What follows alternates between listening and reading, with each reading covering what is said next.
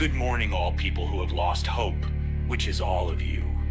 You're listening to the radio station WOKE. We're on AM 666 broadcasting from the depths of hell. Don't blame us. We're just giving you what you want.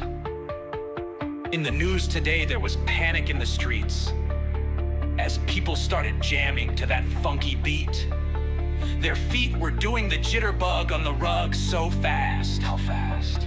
Lightning became greased. Our on-the-scene reporter has the current situation, but we're moving on. Who cares if you don't like it, right? The general population is ready, willing, and able to believe any old thing. So we're here to stick it, oops, I mean to give it to you. In other developments, Misunderstood found some old Kodachrome film and had it developed. The images of dinosaurs in the film prove that dinosaurs and humans lived on the planet at the same time.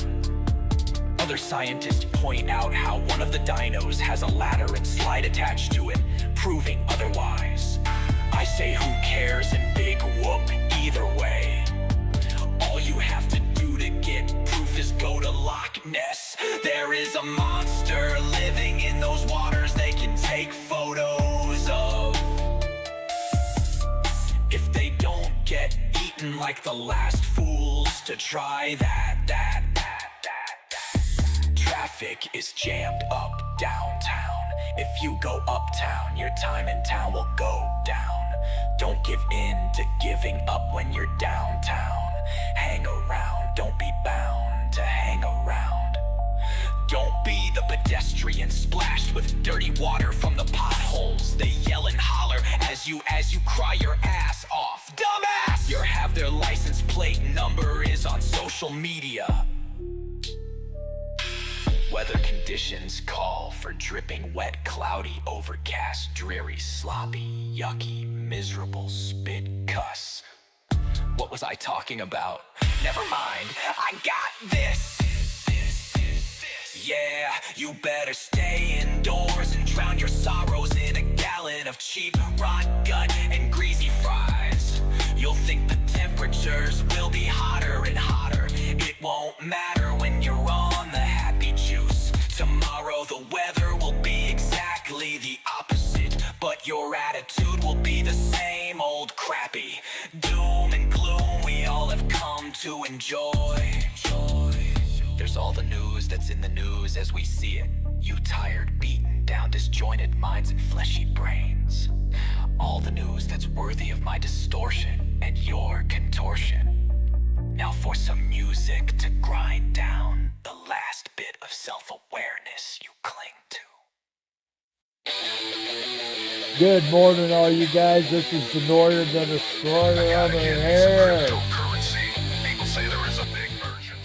Yeah, we're getting ready to do this. Solicitor General nominee testifies at confirmation hearing.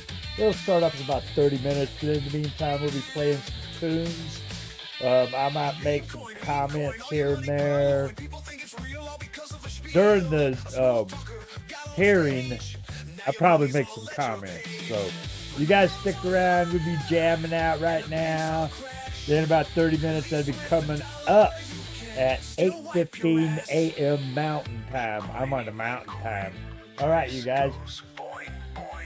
One day it's up, the next it's going. When the world's on fire and the banks all crash, at least with the dollar, you have a stash. Crypto started on 1 cent, a guy in mommy's basement. Got no job but a clever mind. Wrote some code, he was in a bind. Now he's laughing, counting his gains, while others feel those digital pains. When the world's on fire and the banks all crash, at least with the dollar, you have a stash. Crypto started at 1 cent, a guy in mommy's basement. Got no job but a clever mind. Wrote some code, he was in a bind. Now he's laughing, counting his gains, while others feel those digital pains. When the world's on fire and the banks all crash, at least with the dollar, wipe your ass. Mining all the time. Electricity bill 500 and a dime. Thought I'd strike it rich, a digital gold mine. Just plug in the computer to a power line. They promised fortunes, a decentralized craze, but mining's just sitting and waiting in days. Crypto is garbage, less than vaporware. They are fooling chumps and don't even care. So if you want real value to be really bold, invest in platinum, silver, or gold. When the world's on fire and the banks all crash, at least with the dollar you can still wipe your ass. Meme coin, price goes boing, boing.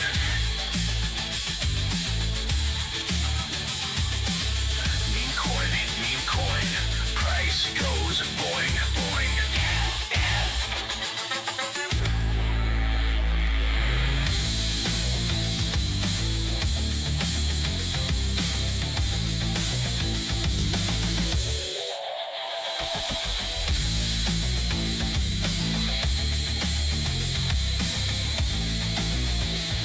You're listening to a little tune called Crapto. That's cryptocurrency.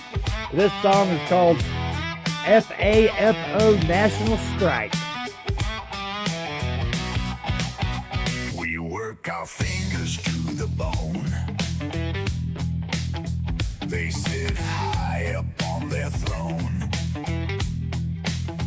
Paycheck dollar shrink day after day. Corporate profits soar up and away. The kids need food, the rent's past due.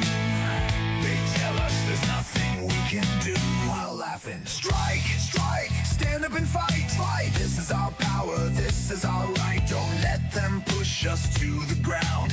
Rise together, gather around. Raise our voices, a righteous sound. Together, they promised us the American dream, but now it's bursting at the seam. No matter how hard we try to save, each paycheck makes us more their slave. The game is rigged, the dice are loaded, our quality of life been eroded. Strike, strike, stand up and fight, fight. This is our power, this is our right. Don't let them push us to the ground. Rise together, gather around. Raise our voices, a righteous sound. Together, there's power in our unity. When we stand as one, they'll see. We are many, they are few. Watch what working folks can do. No violence needed, just walk away. Stop buying what they sell each day. Our labor built their golden tower. Now they'll learn about our power. The system stops when we say no. That's all it takes, let democracy grow. Strike, strike, stand up and fight. This is our power, this is our right. Don't let them push us to the ground. Rise together, gather around. Raise our voices, a righteous sound. Together, from factory floor to grocery store, we won't take this abuse anymore. United, standing side by side. Our dignity, our strength, our pride. The time has come to make our stand. Labor has the power to rule this land. Together, strike, strike, stand up and fight. This is our power, this This is our right, don't let them push us to the ground. Rise together, gather around. Rise together, you and me, in solidarity. Rise together, from sea to shining sea.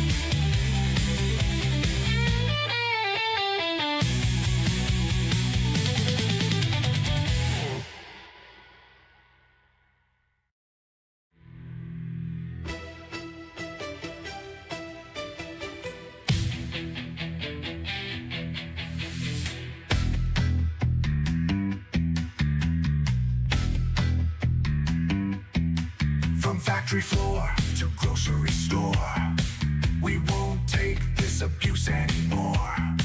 United, standing side by side. Our dignity, our strength, our pride. The time has come to make our stand. Labor has the power to rule this land. Strike, strike, stand up and fight.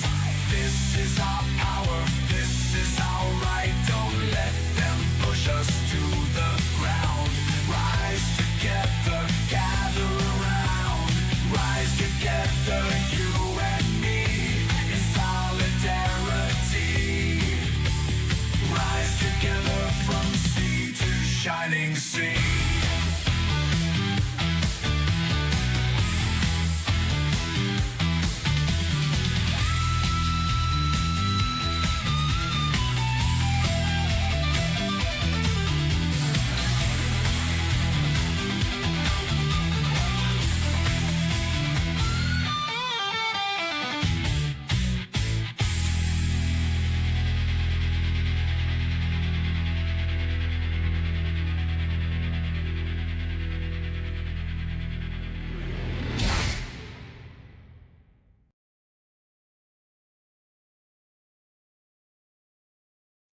All right, guys, this song coming up next is named I Hate Trump. So, you take it for what it is, okay? Have fun for the next 4 goddamn years! Trump may have won, but he'll never be my leader. He's a fucking criminal, and fuck you who voted for that rat. You won't regret this. Now we'll have to listen to that blowhard brag about himself. Project 2025, here we come. Nationwide abortion ban, how you winning like being chattel. Wait until the tariffs happen. You talk about inflation, well you got it. I don't understand why anyone would vote for that bastard after everything he's done. Oh wait, I forgot that he said he didn't do it. You better keep his filthy hands off our social security. I'm old and can't work. Trump is old, so very old. It's a good thing the Republicans didn't want a criminal plan. So president, hypocrites. What is this fucking bizarro world? All the media should be happy because Trump's gonna go after you.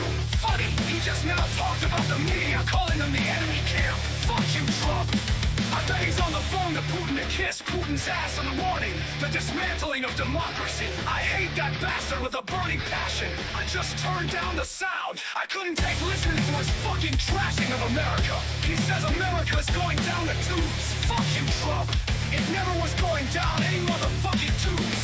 Trump is nothing but a lying bastard who would sell his mother down the river for a nickel. Like I said, you will regret voting for that turd.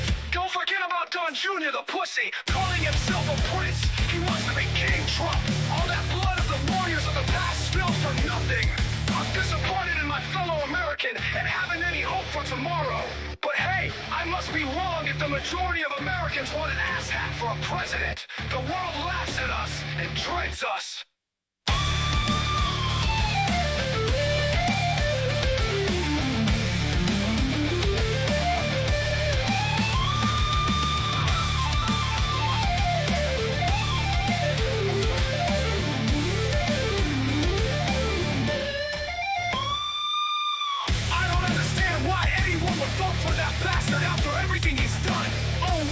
forgot that he said he didn't do it. He better keep his filthy hands off our social security. I'm old, it can't work. Trump is old too, very old. It's a good thing the Republicans didn't want a decrepit old man, Office old for president. What is this fucking bizarre world? Well, the media should be happy because Trump's gonna go after you. Funny, he just now talked about the media calling him the enemy camp. Fuck you, Trump. I bet he's on the phone to Putin to kiss Putin's ass in the morning. The dismantling of democracy. I hate that bastard with a burning passion. I just turned down the sound. I couldn't take listening to his fucking trashing of America. He says America is going down the tubes. Fuck you, Trump. It never was going down any motherfucking tubes. Trump is nothing but a lying bastard who would sell his mother down the river for a nickel. Like I said, you will regret voting for that turd. Don't forget about Don Jr., the pussy, calling himself a prince. He wants to be King Trump. All that blood of the lawyers of the past spilled for nothing. I'm disappointed in my fellow American and haven't any hope for tomorrow. But hey, I must be wrong if the majority of Americans want an asshat for a president. The world laughs at us and treads us. Don't forget about Don Jr., the pussy, calling himself a prince. He wants to be King Trump. All that blood of the warriors of the past spilled for nothing. I'm disappointed in my fellow American and haven't any hope for tomorrow. But hey, I must be wrong if the majority of Americans want an asshat for a president. The world laughs at us and treads us. And good morning, America. It's time to shop. You're listening to the radio station WOKE on AM 666. Broadcasting from the depths of hell. Don't blame us. We're just giving you what you want. A new sheriff imposed a tariff, and now it's time to pay. Open your eyes and your wallet too. It's a brand new day. Filled with money flying away with percents. We slap them and they slap us. Looking over the border in a worthless fuss. We'll bring you more depression as it mounts. Just rest assured, your voice don't count. Misunderstood, our on the scene reporter has news about the current situation. What's happening over there, Misunderstood? Misunderstood, are you there? Do you hear me? It looks like we lost our signal to Misunderstood. Understand? So moving right along, we have to note the note we denoted in our public note. It was a note on a float with a goat. Do you get what I'm telling you? If you do, you're like a funnel with dirty water going down into a black hole of thoughtlessness. In scientific news, a scientist was sciencing around when a scientific thing happened in the lab. So he looked at it in a scientific way to scientifically deduce the scientificness of the scientific thing that caused the scientist's eyes to roll out of their sockets. They started looking around for their eyes with eyes they didn't have and stepped on them.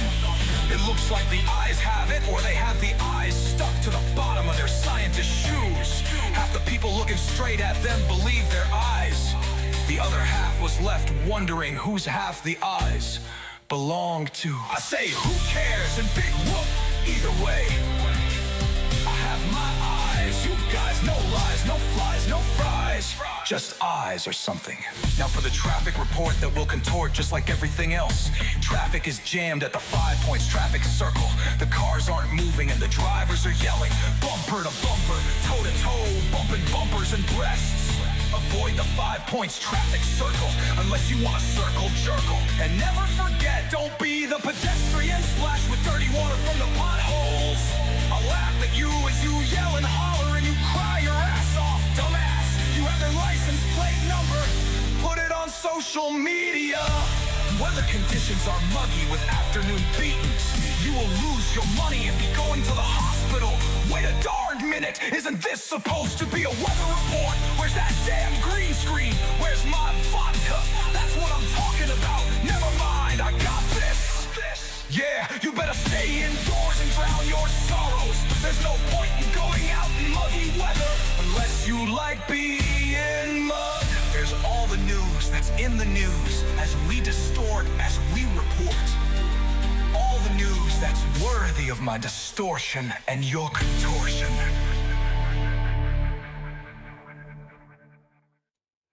Hey, Fred, found out there. Yeah, hey there, Fred. Yeah, no quarter for fascists. Darn right. That's why I'm here, and we're going to have some fun with it and not give them any quarter at all. Here we go. Grandma, grandpa knocking on the door. Once had money, ain't got no more. Whole life's work burned, lost to the fire. Left with nothing, all because of a liar. Years they spent building brick by brick. Now they got nothing, it makes me sick. Social security, their saving grace. Didn't think the leopard would eat their face. Grandma, grandpa, lost in the storm, holding together to keep each other warm on cold, hard streets, shivering in pain from the storm of cold winter's rain.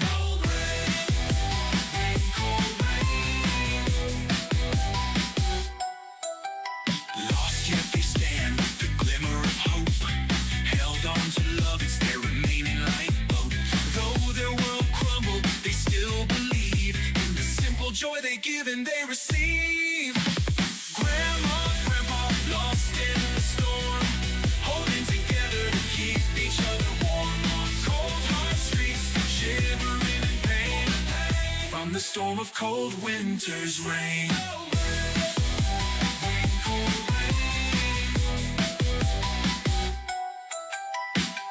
Grandma, grandpa, their life takes a soaking. Being counters in government, security promised is broken. We love them and won't let them suffer. We are Americans, we are very much tougher. That's right. We won't let the greedy take what's ours. Labor has the power to cause nation scars. We can shut it all down, refuse to work. No buying or selling, that'll teach those jerks. Grandma, grandpa, lost in the storm, holding together to keep each other warm on cold, hard streets, shivering in pain from the storm of cold winter's rain. Labor has power if they have no faction. Their bodies, labor's minds, and actions. Labor can refuse to take part in an economy rigged from the start. Labor will get their just due, or the whole economy can get screwed. Trillions of dollars in profit lost because money grubbers sought riches at any cost. The privilege wail and moan, rich is gone, they sing a different tone. You know they love their money, to them it's like sweet honey.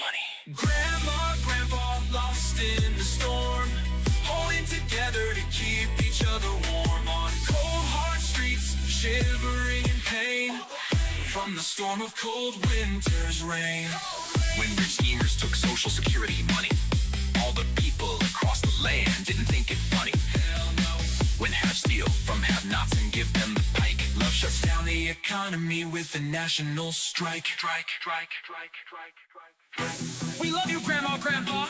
We remember what you did. You were there for us. You never hid. So now it's our turn to return your love. We won't let anyone hurt you. We swear by the stars above. Labor has power if they have no faction. The body's labor's minds and actions. Labor can refuse to take part in an economy rigged from the start. Labor will get their just due, or the whole economy can get screwed. Trillions of dollars in profit lost because money grubbers sought riches at any cost. The privilege wail and moan, rich is gone, they sing a different tone. You know they love their money, to them it's like sweet honey. Grandma, grandpa, lost in the storm, holding together to keep each other warm on cold, hard streets, shivering in pain from the storm of cold winter's rain. When rich schemers took social security money, all the people across the land didn't think it funny.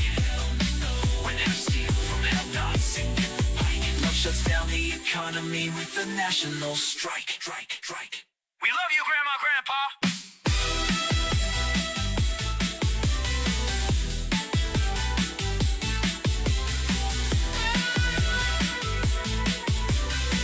We love you, Grandma, Grandpa. Good morning, America. It's time to shop. You're listening to the radio station WOKE on AM 666. Broadcasting from the depths of hell. Don't blame us. We're We're just giving you what you want. A new sheriff imposed a tariff, and now it's time to pay. Open your eyes and your wallet too, it's a brand new day. Filled with money flying away with percents. We slap them and they slap us, looking over the border in a worthless fuss. We'll bring you more depression as it mounts. Just rest assured, your voice don't count. Misunderstood, our on the scene reporter has news about the current situation. What's happening over there, Misunderstood? Misunderstood, are you there? Do you hear me? It looks like we lost our signal to Misunderstood. Understand? So moving right along, we have to note the note we denoted in our public note. It was a note on a float with a goat. Do you get what I'm telling you? If you do, you're like a funnel with dirty water going down into a black hole of thoughtlessness. In scientific news, a scientist was sciencing around when a scientific thing happened in the lab. So he looked at it in a scientific way to scientifically deduce the scientificness of the scientific thing that caused the scientist's eyes to roll out of their sockets. They started looking around for their eyes with eyes they didn't have and stepped on them. It looks like the eyes have it, or they have the eyes stuck to the bottom of their scientist shoes. Half the people looking straight at them believed their eyes. The other half was left wondering whose half the eyes belonged to. I say, who cares? And big whoop, either way. I have my eyes, you guys, no lies, no flies, no fries. Just eyes or something. Now for the traffic report that will contort just like everything else. Traffic is jammed at the 5 Points traffic circle. The cars aren't moving and the drivers are yelling. Bumper to bumper, toe to toe, bumping bumpers and breasts. Avoid the 5 Points traffic circle unless you want to circle jerkle. And never forget, don't be the pedestrian splashed with dirty water from the potholes. I'll laugh at you as you yell and holler and you cry your ass off, dumbass. You have their license plate number, put it on social media. Weather conditions are muggy with afternoon beatings. You will lose your money and be going to the hospital. Wait a darn minute, isn't this supposed to be a weather report? Where's that damn green screen? Where's my vodka? That's what I'm talking about. Never mind, I got this. Yeah, you better stay indoors and drown your sorrows. There's no point in going out in muggy weather unless you like being mug. There's all the news that's in the news as we distort, as we report. All the news that's worthy of my distortion and your contortion.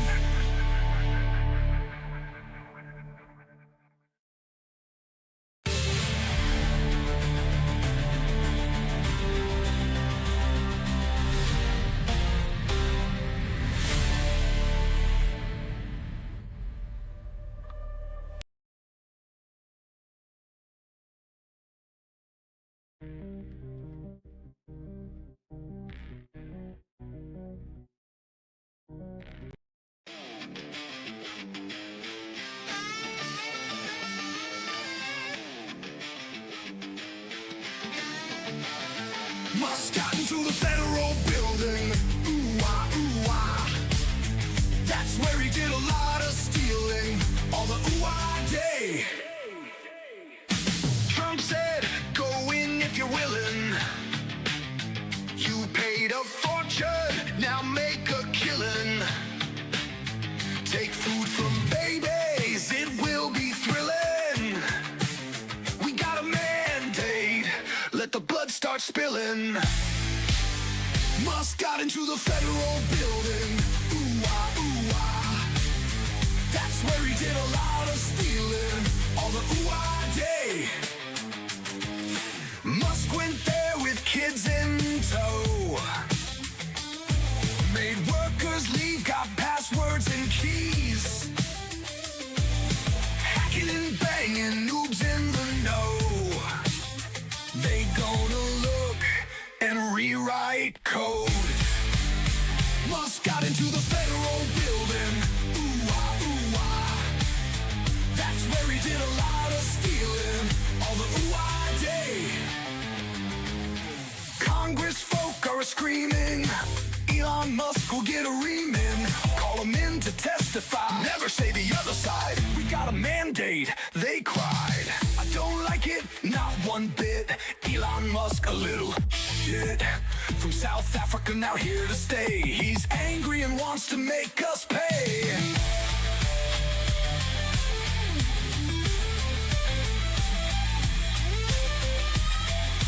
Hey, we'll be starting up the show real soon. Musk out like a skunk stench. We can't back down or flinch. We will not have an autocracy. We shout, fuck around and find out. Musk got into the federal building. Ooh-wah, ooh-wah. Ooh-wah. That's where he did a lot of stealing. On the ooh-wah day, the people got angry. Ooh-wah, ooh-wah, ooh-wah. They broke those promises. All the ooh-ah day.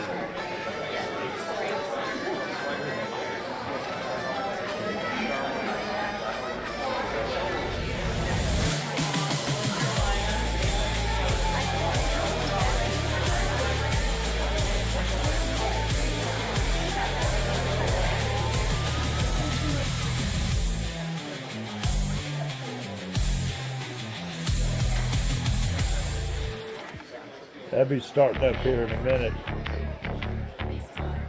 As soon as they start up, oh wait a minute, you starting up?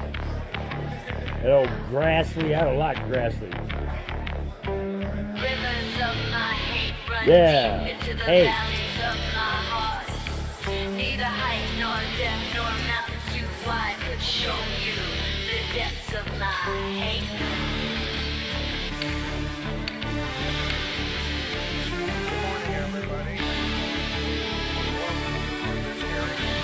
Considering the nomination of John Sauer as Solicitor General, Harmeet Dillon to serve as Assistant Attorney General for Civil Rights, Aaron Wrights to serve as Assistant Attorney General in the Office of Legal Policy.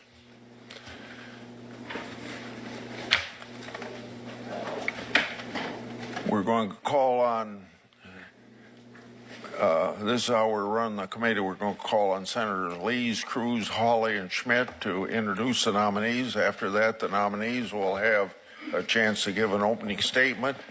Follow that from the nominees, we'll proceed to a single 5-minute round of questions. I ask the members to do their best to adhere to that limit. Our 3 nominees have been tapped to serve in important roles in the Justice Department. We congratulate all of you on your nomination. If confirmed, your work will impact the lives of millions of Americans, as you know.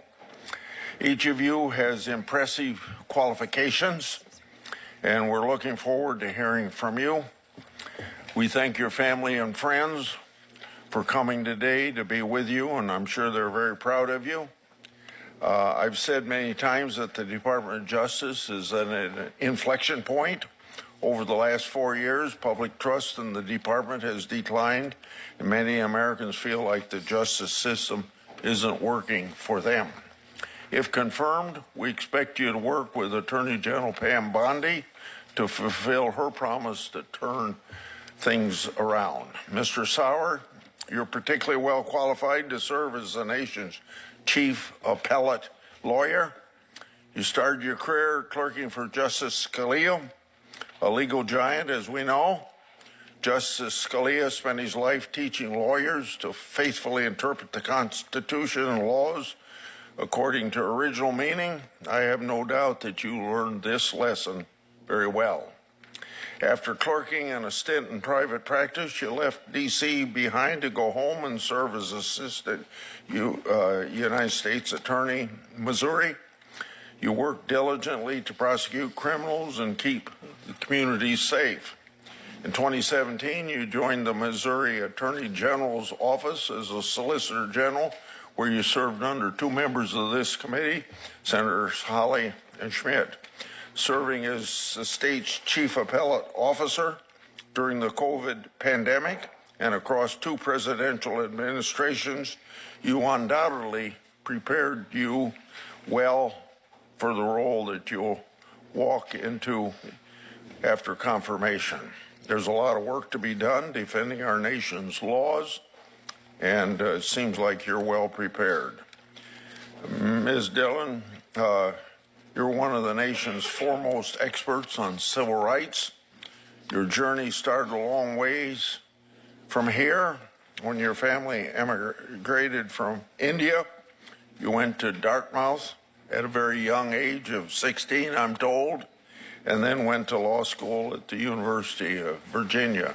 Throughout your career, you never shied away from unpopular but just causes. You served as director of an ACLU chapter after 9/11, a group many on my side are often skeptical of. You also started your own law firm and founded a nonprofit. You've litigated some of the most important cases on free speech, religious liberty, voting rights, and discrimination.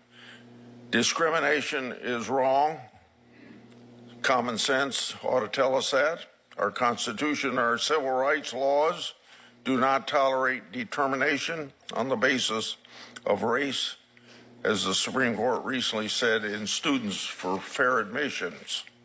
Unfortunately, the previous administration not only allowed discrimination to take place, but openly encouraged it under the name of diversity, equity, and inclusion. That administration imposed nationwide regime of discrimination, and the Civil Rights Division completely failed to enforce our nation's laws. Our President Trump has put an end to this, and if confirmed, I know that you will work to help him execute his promise. Americans don't pick winners and losers based on color of skin, sex, or the name of their God. Ms. Dillon, you fought for everyone to be treated equally. You fought against colleges shutting down free speech for political reasons, against states restricting freedom of religion, and against big tech companies engaged in censorship. You've won many victories defending freedom and our constitutional rights, and if confirmed, we'll need your continued leadership to protect the civil rights of all Americans. Our side of the aisle doesn't spend much time talking about people's personal characteristics. We care about character and we care about merit. But in addition to your qualifications, your backgrounds make you particularly suited to return the Justice Department to its proper role of enforcing our civil rights laws and ending discrimination. You're an immigrant, a religious minority, a woman, a business owner, a civil rights leader, an accomplished lawyer, and I've learned that also you do a lot of knitting. You're an example of what is great about America. Mr. Rights, I'm to you now. You have an impressive and dedicated career of service to our country. You attended the College of Texas A&M University on an ROT scholarship and honorably served our country as a Marine, including tour in Afghanistan. Upon your return from Afghanistan, you attended law school, University of Texas, where you excelled. After a time in private practice, you decided to serve your country again. You clerked for the now Chief Justice of the Texas Supreme Court. Then you ran for a seat in the Texas House of Representatives and campaigned on issues you believed in. You continued gaining legal experience during this time in private practice. You eventually joined the office of the Attorney General of Texas as Deputy Attorney General for Legal Strategy. In that role, you were involved in some of the office's most impactful litigation during the Biden administration. You fought to secure the border, to hold big tech accountable, to protect integrity at the ballot box, and to promote conservative social values. Today, you continue to serve Texas and your country as a member of Senator Cruz's staff. You're currently his chief of staff, and I think I won't offend my colleagues when I say that this is no easy job. This is particularly true because you continue to serve in the Marine Corps Reserve, where you actively drill with your unit and hold the rank of major. Your relentless work ethic and love of country are obvious, in short, for all three of you. These nominees before us have impressive careers and life stories, and I look forward to hearing from them today. Now, Senator Durbin.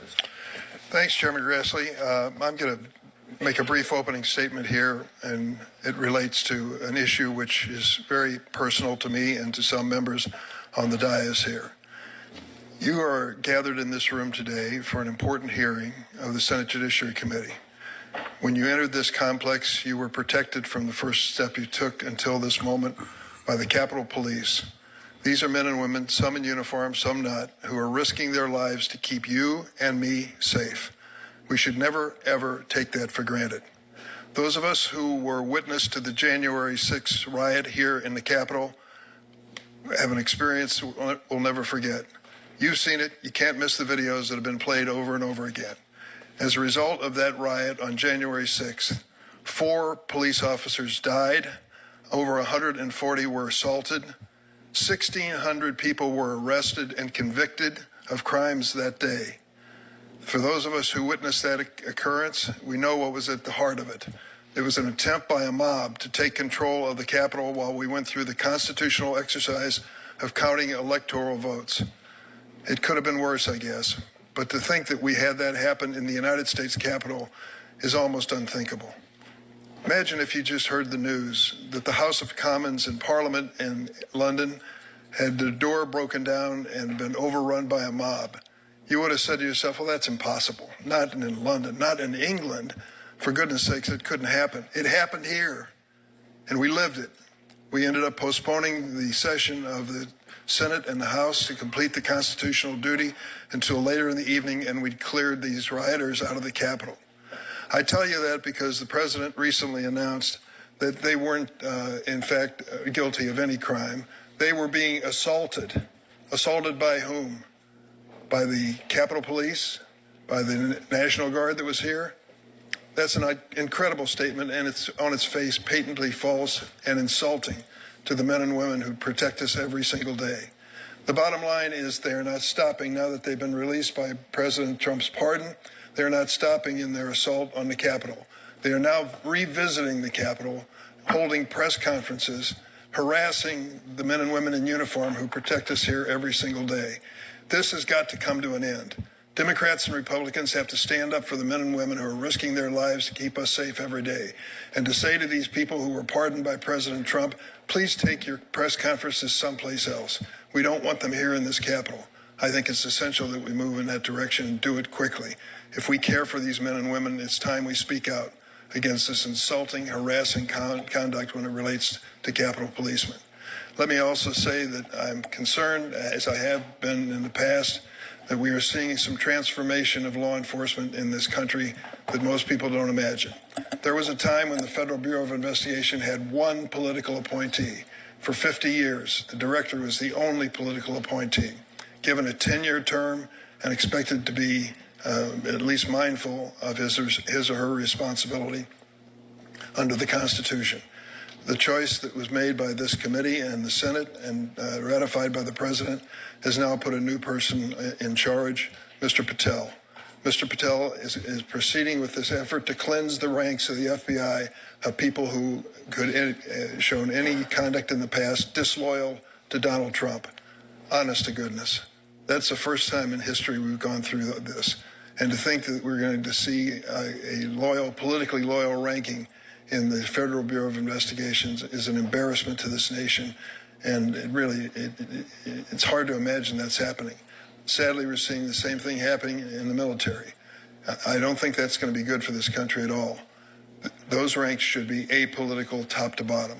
And I think we've got to work hard to make that happen. I'll be asking these witnesses what their responsibilities are and their reaction is to my statement. I yield. Thank you. Yeah, now we go to Senator Lee for introduction. Thank you so much, Chairman Grassley, and Ranking Member Durbin, and to all of my colleagues. It really is an honor to introduce Harmeet Dillon, who's been nominated by President Trump to serve as the Assistant Attorney General for the Civil Rights Division. If confirmed, she will serve every American with integrity and dedication. Harmeet is a fearless, longtime defender of constitutional rights. with decades of litigation experience in civil rights advocacy. She's taken on some of the toughest cases, those that many others feared, standing up for the forgotten and holding power to account at every step. Her journey is one of perseverance. When Harmeet was 2 years old, her family emigrated from Punjab, India. By the age of 16, she was attending Dartmouth College, followed by law school at the University of Virginia, where she excelled in every way. After clerking on the U.S. Court of Appeals for the Fourth Circuit, Harmeet gained invaluable experience at top law firms before soon going on to found her own incredibly successful practice. As the founder of the Dillon Law Group, she's one of the nation's most respected attorneys, known for her unwavering commitment to justice, to free speech, civil rights, and election integrity. She litigates complex cases with precision and takes on powerful institutions with fearless dedication to her clients. Harmeet's championed government accountability, election integrity, and civil liberties. Her 3 years on the ACLU board demonstrate her dedication to principle over partisanship. Judges routinely commend her for her meticulous courtroom strategy. Colleagues admire her tenacity, and even adversaries can't help but admire her resolve and professionalism. Additionally, she's been a beacon of hope for a number of persecuted communities. As a true leader in the Sikh community, she's fought against post-9/11 discrimination and religious intolerance, ensuring that no one is denied their basic rights based on their faith, their background, their appearance. Harmeet's career embodies principle over politics, whether challenging unconstitutional laws, holding institutions accountable, or fighting for fair elections. She leads with integrity, fearlessness, and an unshakable belief in the rule of law and the importance of sticking with the Constitution. Harmeet Dillon truly is an inspiration. She embodies the traits and the characteristics that are needed to help her succeed in this new role to which she's been appointed. Her career reflects conviction and the relentless, unapologetic pursuit of justice, no matter the cost. I urge every member of this committee to support her, and I look forward to voting for her enthusiastically on the Senate floor. Thank you, Mr. Chairman. And now we go to Senator Cruz. Thank you, Mr. Chairman. I am proud to introduce to this committee my friend Aaron Reitz. Aaron has been nominated to be the Assistant Attorney General for the Office of Legal Policy at the Department of Justice. As Chairman Grassley observed, he is currently my Chief of Staff and has the virtually impossible job of keeping me out of trouble. Shut up. In that regard, he has failed spectacularly. But it may not be possible to succeed, and so he is fleeing instead to the Department of Justice, where I have absolute confidence that he will diligently and vigilantly defend the rule of law at the Department of Justice. Before I get into Aaron's professional background, I want to note that he's here with his beautiful wife Meredith, with two of his 4 kids. So William and Caroline are both sitting behind their dad. And at home, Cecilia and Georgia, the younger ones, I'm sure are watching on TV unless they've fallen asleep or are doing something else that has distracted them. Whatever. I want to take a minute just to walk through Aaron's career because he has excelled at everything he has put his hand to. He went to Texas A&M. He is a proud Aggie.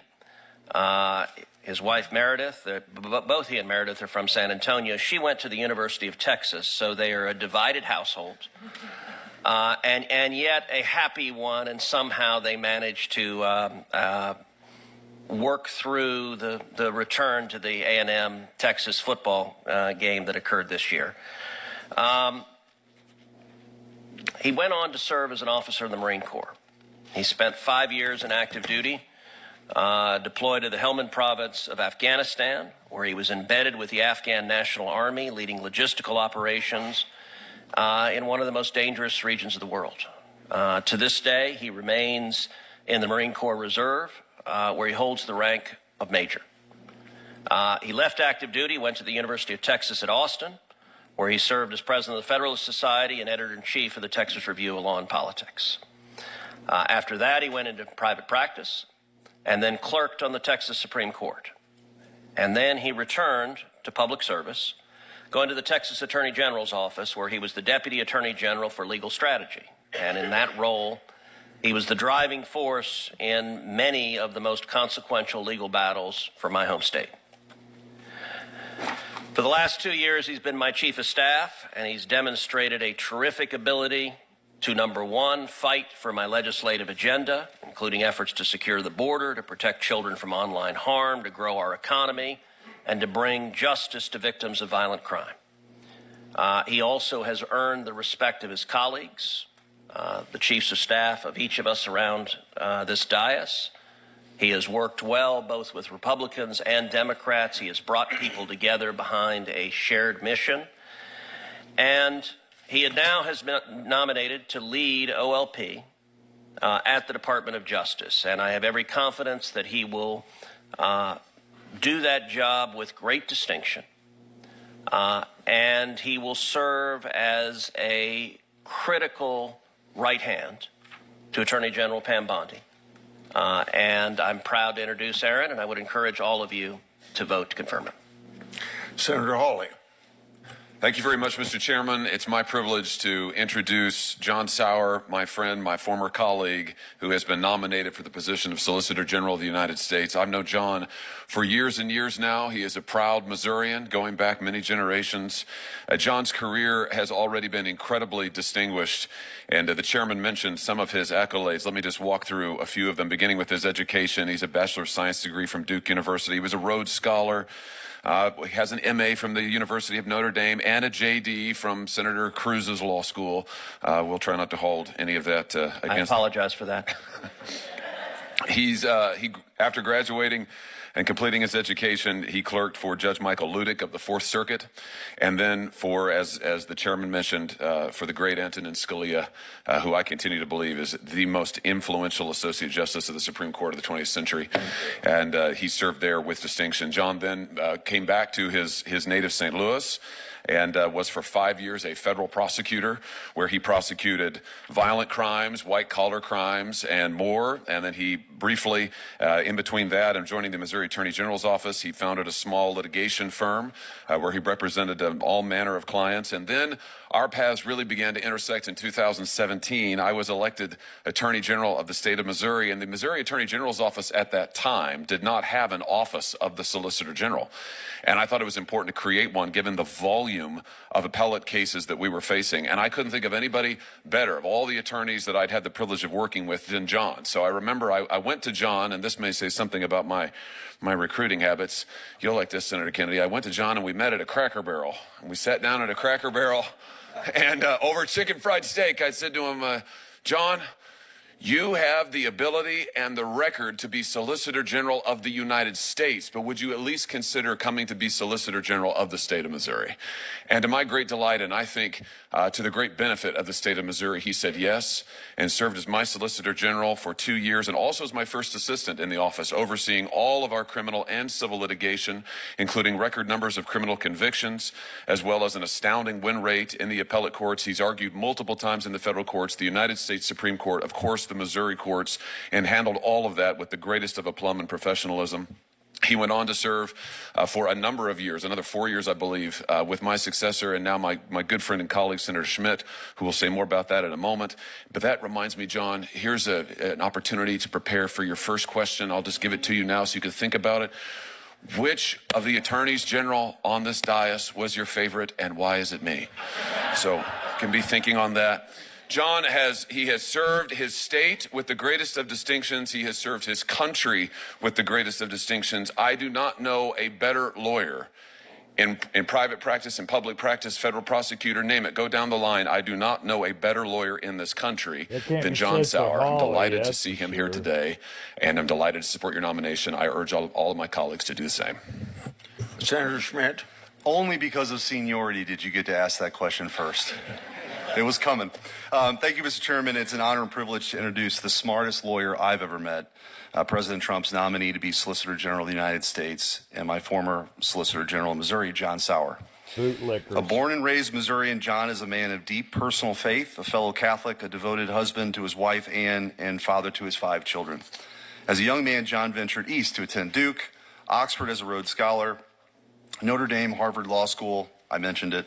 After graduating magna cum laude from Harvard Law, John clerked for Judge Michael Ludig, as Senator Hawley mentioned, and the late, great Justice Antonin Scalia. After clerking for Justice Scalia, he worked at Cooper & Kirk, one of the nation's most influential law firms, was a federal prosecutor in the Eastern District of Missouri, and started his own law firm. During my time as Attorney General of Missouri, John was my Solicitor General. As Solicitor General of Missouri, John's performance was nothing short of exemplary. He demonstrated the ability to win on behalf of the American people. John is a home run choice to be our nation's Solicitor General. John possesses a very rare combination of brilliance, unparalleled work ethic, and humility. I don't know of many people who combine all 3 of those traits, but John certainly does. As my Solicitor General, he defended the God-given rights of not just Missourians, but of all Americans, litigating numerous cases during the COVID era, helping the office beat back the authoritarian forces who were seeking to shut down the United States of America, impose mass mandates on young children, and make Americans choose whether to take a vaccine or their livelihoods. He also helped hold the People's Republic of China accountable for their actions during COVID-19. He helped the office take on big tech giants who, in an unholy alliance with the Biden administration, colluded to censor and silence dissent in our country. Missouri versus Biden, later Murphy versus Missouri, stands as one of the most important First Amendment cases in our nation's history. Together, we brought the student loan debt forgiveness case and won at the Supreme Court. He has defended the unborn, the rule of law, our Constitution, and for the last few years has been President Trump's legal champion while the president defended himself from the most weaponized and politicized prosecutorial onslaughts in American history. Whatever. So now, and once again, he is called to venture back east, this time by President Trump, to be our Solicitor General of the United States. As Solicitor General, John will be the nation's chief courtroom advocate for the high stakes, high profile cases that will arise over the years to come in that courtroom. He will be the man in the legal arena, arguing before the Supreme Court on the most important cases that come before it. He will be the people's and the Constitution's legal champion. His professional track record demonstrates the skill and aptitude to win these most important cases. On a personal note, I can think of no one I trust more to do the right thing every single time. He is a man of great virtue. I can personally attest to his prudence, fortitude, and temperance as well. He is honest, hardworking, and as I said earlier, quite simply, the smartest lawyer I've ever known. I can think of no one better suited to fight for justice on behalf of the people of the United States in the biggest courtroom in the country. I urge my colleagues to support his nomination. Thank you, Mr. Chairman. Don't urge you. Now, would you please, 3 of you, stand and take this oath? Yeah, take it. Do you swear that the testimony you're about to give before this committee will be the truth, the whole truth, and nothing but the truth, so help you God? Let the record show that they all responded. Now, be seated, please. Damn it. And then you can give your opening statements, Mr. Sauer, Mr. Rice, and Ms. Della. And you have an opportunity to introduce family and friends if you want to. Please go ahead, Mr. Sauer. Thank you, Mr. Chairman. And thank you, Senators Hawley and Schmidt, for those kind introductions, which I'm not sure I fully deserve. Yeah, you don't. Chairman Grassley and Ranking Member Durbin, thank you for the opportunity to address this committee. Thank you to the committee members for taking the time to meet with me and to discuss the thoughts and concerns about the challenges facing our nation. If I'm confirmed, I will look forward to working together with you in Attorney General Bondi's administration to address these challenges. Today, I have so many other people to thank. First and foremost, I offer my humble thanks to President Trump for this nomination and the great vote of confidence that it reflects. This nomination and the privilege of representing President Trump over the past 2 years have been the greatest honors of my professional life.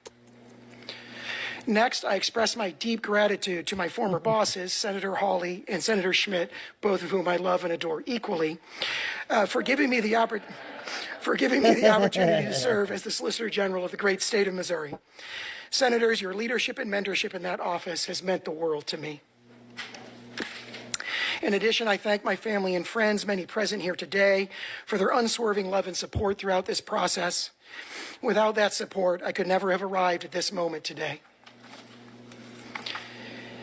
Indeed, as I sit here today, I marvel at how the American dream could take a kid from the Midwestern heartland and give him the opportunity to sit before this august committee and address some of the greatest legal challenges facing our nation. All it took was a bunch of ass kissing on Trump. In my legal career, I have been blessed with a long string of amazing opportunities. Yeah. Each of these drove home to me in a unique way the importance of fidelity to the Constitution and to the rule of law. For example, as the chairman mentioned, shortly after law school, I had the privilege of clerking for Justice Antonin Scalia of the United States Supreme Court. Justice Scalia was one of the greatest defenders of the Constitution and the rule of law in our nation's history, and his example has inspired my entire career.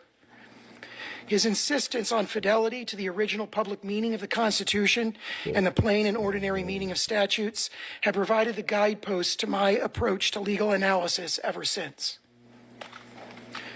Not long after that, I received the opportunity to serve in the U.S. Department of Justice as an assistant U.S. attorney for the Eastern District of Missouri, where I prosecuted violent crimes and white-collar crimes, among other matters. In this role, I was inspired by the Department of Justice's commitment to the principle of equal justice under law. I'll always remember the presentation I received from a gray-haired veteran of the department explaining the motto on DOJ's seal, Qui pro domina justitia sequitur, those who sue on behalf of the Lady Justice. A few years later, I was blessed with the opportunity to serve as the Solicitor General of the greatest state in the Union, Missouri, under the leadership of two great public servants. In this role, I was called upon to resist the overreaches of the federal government that trampled the fundamental rights of ordinary American citizens. I began to see, as our founders did, that fidelity to the Constitution and the rule of law require constant vigilance and struggle. Then, during the most recent 2 years, I've had the great honor to represent President Trump in fighting back against the politically motivated prosecutions and lawfare campaigns against him. Oh, drop it. To me, these cases reflected a profound and dangerous perversion of the ideals of the Department of Justice, where I had proudly served as a young prosecutor.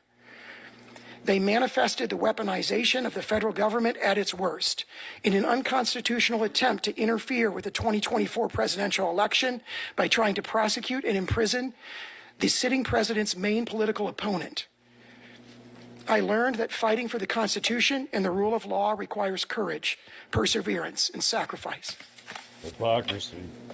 Fortunately, that lawfare campaign failed, and President Trump was reelected in a historic landslide. In his inaugural address, President Trump promised that the scales of justice will be rebalanced. The vicious, violent, and unfair weaponization of the Justice Department and our government will end. Shut up. And never again will the immense power of the state be weaponized to persecute political opponents. Instead, President Trump pledged that we will restore fair, equal, and impartial justice under the constitutional rule of law. If I'm confirmed by the Senate, I pledge to work with Attorney General Bondi and her administration to support and achieve President Trump's vision of fair, equal, and impartial justice under the constitutional rule of law. Thank you. Boo. Thank you, Mr. Wrights. Boo.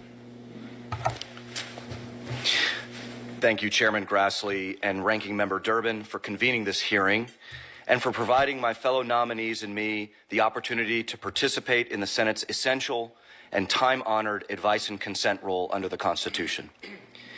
The predominant feeling I have sitting here today is gratitude. And because of that, I want to say thank you to several people. Thank you to each of the individual members of this committee, both Republican and Democrat, as well as their staffs, for taking time to visit with me over the past couple of weeks. As I hope I made clear during those meetings, it's my goal to earn your support. Thank you to my boss, Senator Cruz, not only for your very kind introduction, but for your past 2 years of mentorship while I've served as your chief of staff. You've shown me not only how to be a fierce defender of the Constitution and the rule of law, but also how to work with a wide diversity of people with different perspectives on both sides of the aisle to serve the American people.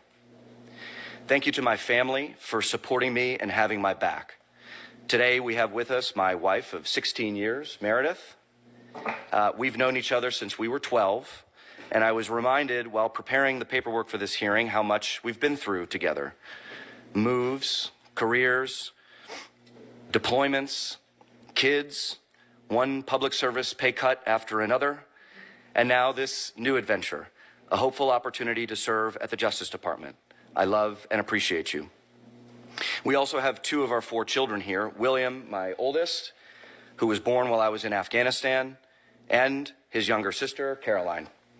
Back at home in Texas are our 2 littler ones, Cecilia and Georgia, who Meredith and I decided would be just a bit too squirmy for a Judiciary Committee hearing. Also at home are my parents, Donna and Paul. My father is undergoing surgery on Friday for kidney cancer, and we lift him up in prayer. Thank you to those who have had an outsized influence in developing me professionally over the years. My 1st Marine Corps Battalion Commander Bill Vivian and Company Commander Isaac Moore, Law School Deans Ward Farnsworth and Bobby Chesney, now Chief Justice of the Texas Supreme Court Jimmy Blacklock, who I clerked for, Texas Attorney General Ken Paxton, and of course Senator Cruz. Thank you to Attorney General Pam Bondi for answering the call to serve as our nation's Attorney General. She's been in office for only a few weeks and yet is already making historic strides to restore law and order and to increase the American people's confidence in our justice system. I am honored to be considered to serve under her. Lastly, and most of all, thank you to President Trump for entrusting me to lead the Office of Legal Policy. President Trump cast a vision for accountability, transparency, integrity, and devotion to the Constitution that inspired millions of Americans to overwhelmingly vote him into the White House. I look forward to doing my small part to carry out that vision at OLP under his and Attorney General Bondi's leadership. Oh, God. Okay. The Office of Legal Policy has a broad mission. It plays an important role in advising the Attorney General on legal policy, coordinating the department's regulatory review process, and assisting the White House and Senate with judicial nominees. In each of these missions, I commit to the Senate the following. With respect to legal policy, you can expect me to pursue the President's and the Attorney General's agenda with energy, impartiality, independent thinking, and faithfulness to the Constitution and all federal laws. With respect to regulatory law, you can expect me to closely coordinate with executive branch rulemaking authorities to ensure the department is effectively and efficiently pursuing justice for all. And with respect to judges, you can expect me to faithfully assist the President identify, vet, and process his judicial nominees. This necessarily means working collaboratively with the Judiciary Committee as well as individual home state senators. Lastly, in all things, the Senate, the President, and the American people have my absolute commitment to excellence, fairness, integrity, blind justice, the observance of the best legal practices, and adherence to the highest standards of conduct and ethics. Thank you again to the committee for considering my nomination. I look forward to answering your questions and hopefully earning your support. Thank you. Thank you, Mr. Rice. I don't Now, have Mrs. any Dillon. confidence in him already. Chairman Grassley, Ranking Member Durbin, and members of the Judiciary Committee, I would like to thank all of you for this opportunity to respond to your questions. And thank you to Senator Lee for his very kind introduction of me. I'm grateful for the time that many committee members have taken to meet or speak with me before this hearing, and I have valued hearing their concerns and ideas about the Civil Rights Division. I thank President Trump for nominating me to this important position.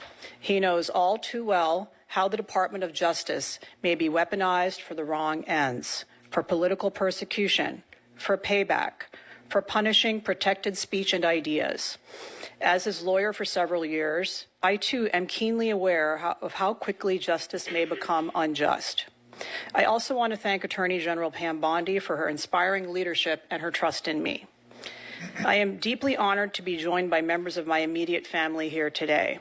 My mother, Parminder, my brother, Mandeep Singh Dillon, and 2 of his children, Theg Zorawar Singh and Hazuri Kaur Dillon, and other dear, near, and near family members.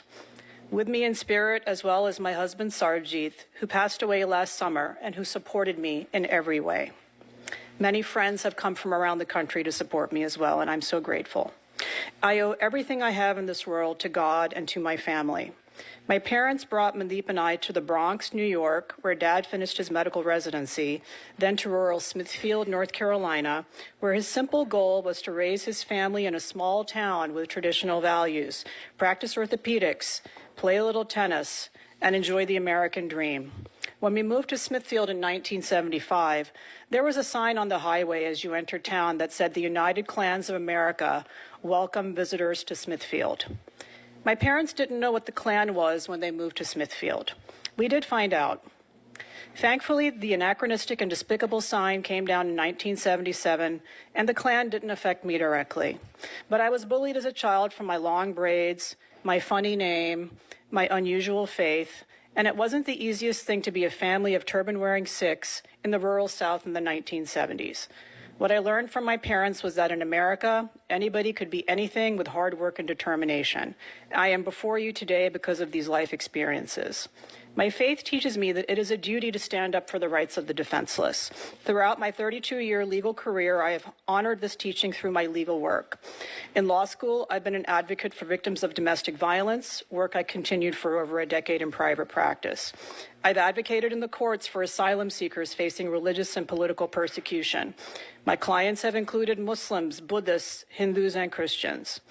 This work has taught me deep compassion for the oppressed, as well as a daily appreciation for the liberty that Americans often take for granted. I was a lawyer in private practice in Silicon Valley when the 9/11 terrorist attacks struck. From handling intellectual property litigation, I suddenly pivoted to writing legal memos to help South Asians and Arab Americans understand their legal rights in the face of wholesale attacks from fellow Americans, ranging from murders and assaults on Sikh gas station owners and taxi drivers to casual slurs shouted at my brother Mandeep at Candlestick Park in San Francisco, calling him Osama and telling him to go back to his country. This is our country, senators, and it is the greatest country on God's earth. Today, the promise of equal opportunity that my family taught me, which I fought for my entire career in the courtroom, is being robbed from millions of Americans in the workplace by dangerous and oppressive ideology enabled by corrosive government dictates. Young girls and women are seeing their dreams of hard-fought equal access to sports opportunities, of even basic privacy, modesty, and dignity in women's private spaces being sacrificed on the altar of political correctness.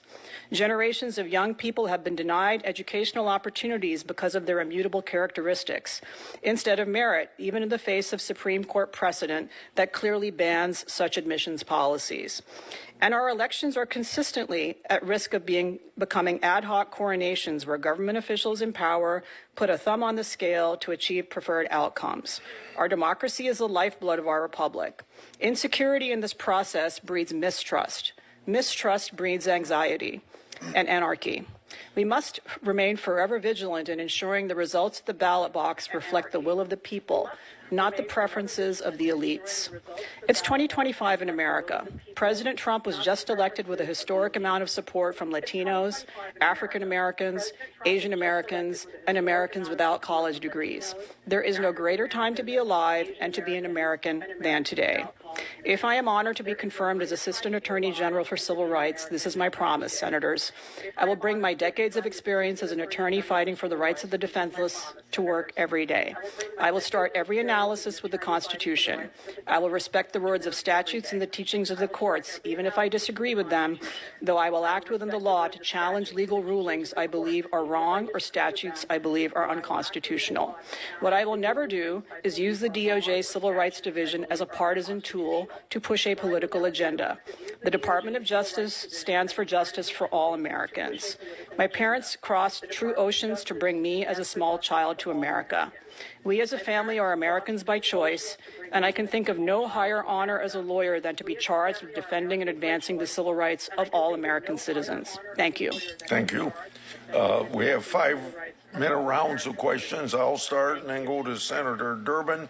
I want to apologize to the three of you because when I'm done asking my questions, other members will take over chairing because I have to go to the Agriculture Committee. So I'm going to start with Mr. Rice. You being a Marine in the a major in the Marines and your service in Afghanistan, how do you think your military service has informed your legal career, and what lessons will you take from the Marine Corps to your role as at DOJ? Well, thank you for that question, Chairman Grassley. I first raised my hand and swore an oath to defend the Constitution when I was 22 years old. I take that oath deadly seriously.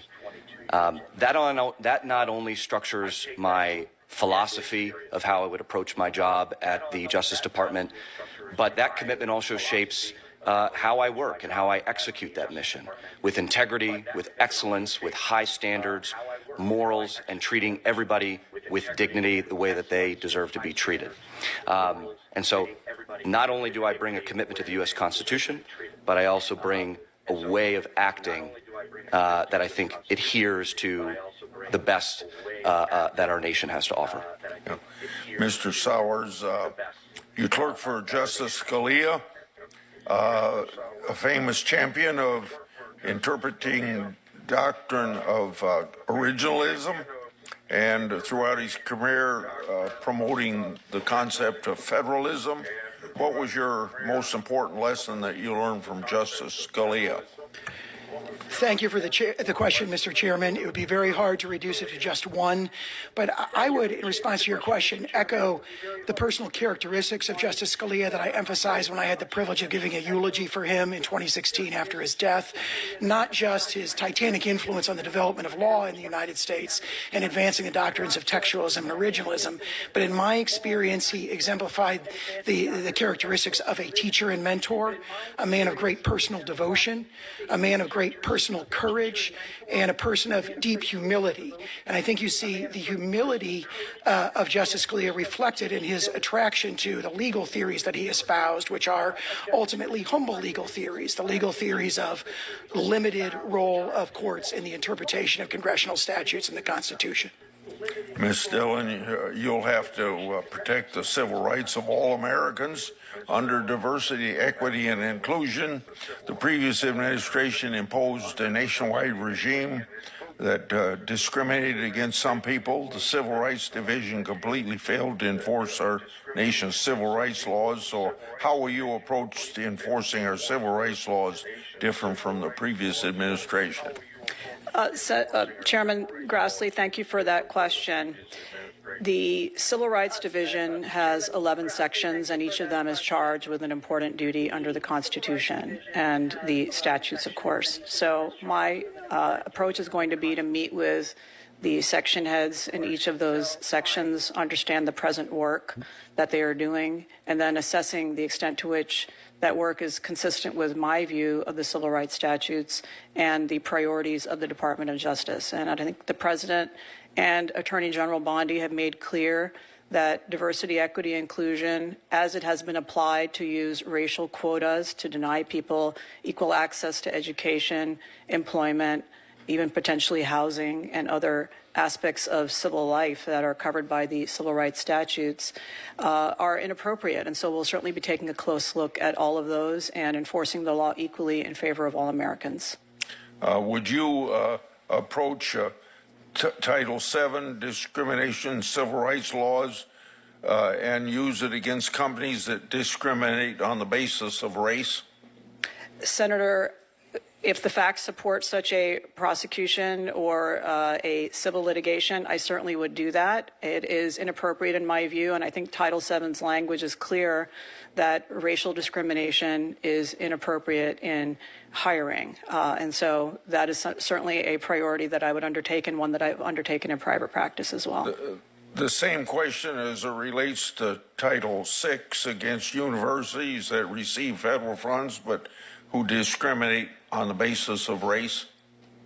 Senator, we have a problem throughout the United States, not just on the basis of race in universities, but also religion. We've seen anti-Semitism sweep the nation, and it is very problematic that many people of the Jewish faith are barred by professors and fellow students from access to the classroom. So, yes, in addition to race, I would see religious discrimination and other forms of discrimination on campuses as an appropriate target for the Civil Rights Division.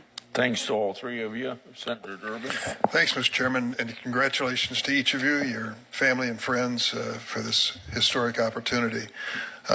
Mrs. Dillon, I thank you for coming by the office. Though we may not agree on many issues, I certainly respect the exchange. And I want to say for the record, I'm still proud of the fact that the Sikh community came to me after 9/11 and asked me to introduce a resolution which said that there should not be any discrimination against those who follow your religion as a result of 9/11. It passed on a bipartisan basis.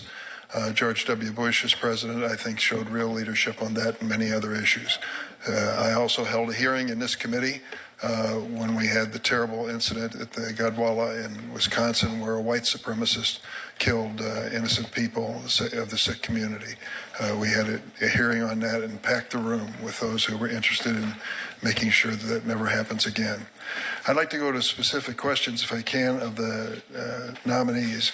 Mr. Wrights, have you ever expressed support for the idea that an elected official should defy a federal court order?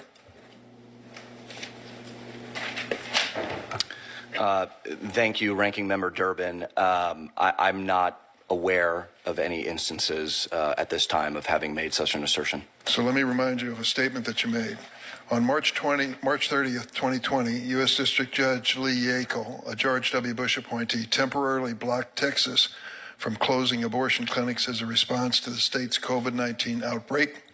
You commented on this and wrote, looking for some Andrew Jackson level leadership on this one. Judge Yackel has made his decision. Now let him enforce it. This was an obvious reference to the fictitious story about language supposedly used by Andrew Jackson and suggesting he would defy a Supreme Court ruling in Worcester versus Georgia. Do you stand by your tweet? Thank you for reminding me of this tweet, Ranking Member Durbin. What this tweet reflects is a conservative view of Article 3 and the role of courts and their ability to bind parties that are not litigants to the case before it, which is a mainstream view within jurisprudential debates, but captured in 140 characters on a tweet. Bottom line, should an elected official be allowed to defy a federal court order? It would be too case specific for me to make a blanket statement about that, Ranking Member Durbin. So you're saying that a legal court order from a federal court should not be followed under some circumstances? What would those circumstances be? Ranking Member Durbin, what I'm saying is that there are some instances in which a public official is lawfully bound by the holding of a particular court, in which case that official would in fact lawfully be required to be bound by it. I can't speak, though, Ranking Member Durbin, for all instances in which that dynamic may or may not be at play given a certain lawsuit. That's an incredible statement by someone who wants to be part of the Department of Justice. Mr. Sauer, what's your take on this? Ranking Member Durbin, thank you for the question. Like Mr. Wrights, I don't want to speak to hypotheticals, especially hypotheticals that might come before me in an official capacity if I were confirmed by the Senate. Generally, if there's a direct court order that binds a federal or state official, they should follow it. Why do you say generally? Give me an exception that would be acceptable to you. I suppose if as I sit here, I can't think of a hypothetical one way or the other. I suppose one could imagine hypotheticals in, extreme cases like, the Korematsu decision, the Dred Scott decision where people Let's go back to Korematsu. Describe for me that circumstance that you think relieved an official from obeying a court order. Well, I believe there was a court order there that upheld, which has now been, I think, correctly repudiated by virtually everyone, a court order that upheld the internment of Japanese civilians in internment camps during... As bad as it was, that court order was followed for years, was it not? And I just wonder whether some historians might think we'd be better off if it hadn't been followed. I don't want to get into... I want to get into it because I think it goes to the heart of the question of the future constitutional challenge we face as a nation.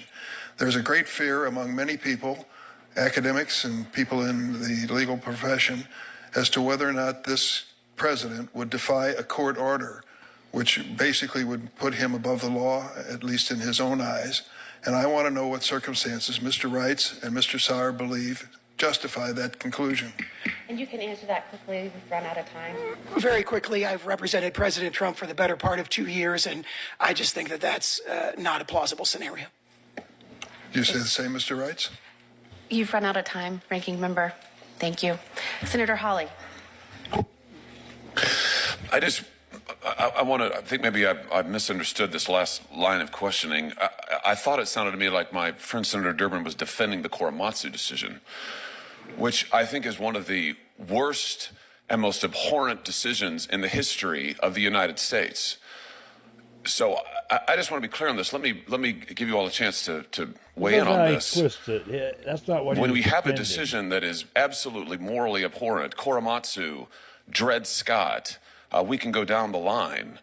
Should officials who disagree with a morally abhorrent decision just blindly follow it, or do they register their disagreements? I suppose if they have to, they resign and protest. I mean, there's a system for this. There's a pattern for this. But is the United States of America better off if our public officials, in the face of grievous moral wrong, say and do nothing?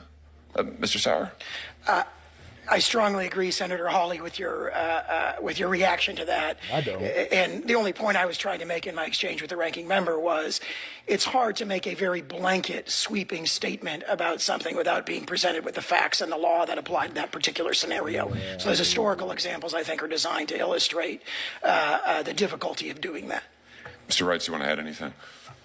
Yeah, thank you for your background and also for teeing up that question. I stand by my earlier comments, which is to say that there is no hard and fast rule about whether in every instance a public official is bound by a court decision. There are some instances in which he or she may lawfully be bound and other instances in which he or she may not lawfully be bound. Well, certainly I know that everybody sitting on this panel in front of me is a firm believer in the rule of law. It just seems that to me, we can multiply these instances. The Fugitive Slave Act, for example, and we had numerous judges and other public officials when the Supreme Court said that the fugitive slave law, an absolutely abhorrent law, had to be enforced in the North. You had multiple judges who said, I can in good conscience enforce this. Many of them then resigned. The United States might be a better place if more of them had done so and had taken a stand firmly against such injustice. So I can't believe that it's the position of anybody on this committee that in the face of decisions like Korematsu and Dred Scott and the Fugitive Slave Act that we should say to people, oh, just grin and bear it. Don't say anything. Enforce the law, for heaven's sake. I mean, good heavens. Ms. Dillon, let me ask you, you spoke very movingly about religious liberty, and it made me think of that line that America didn't invent religious liberty invented America. And your family's story is certainly a testament to that. I also am mindful of the fact that in the last 4 years, we have seen unprecedented attacks on religious liberty in this country.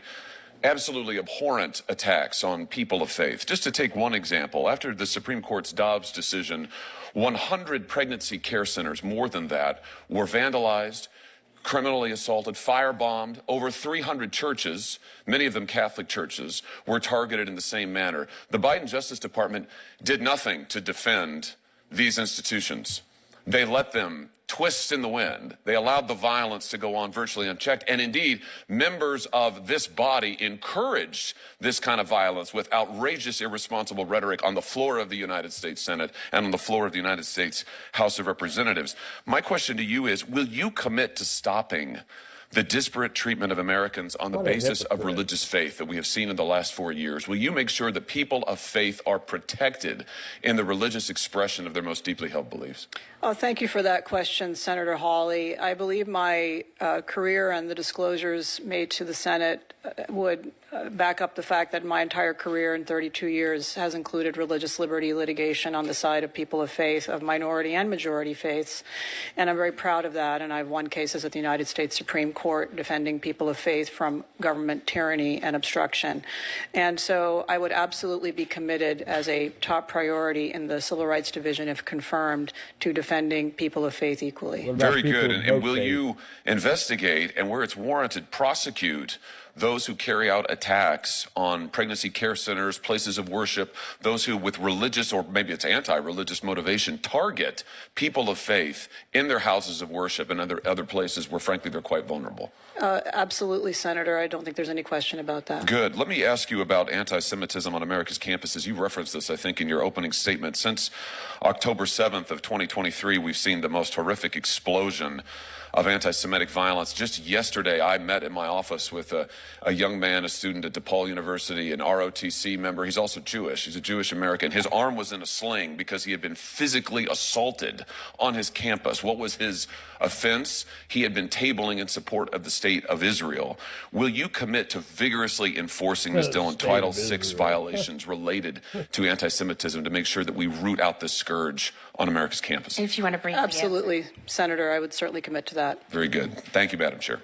Thank you, Madam Chair. Mr. Sauer, thank you for your service as a federal prosecutor, and to the people of Missouri.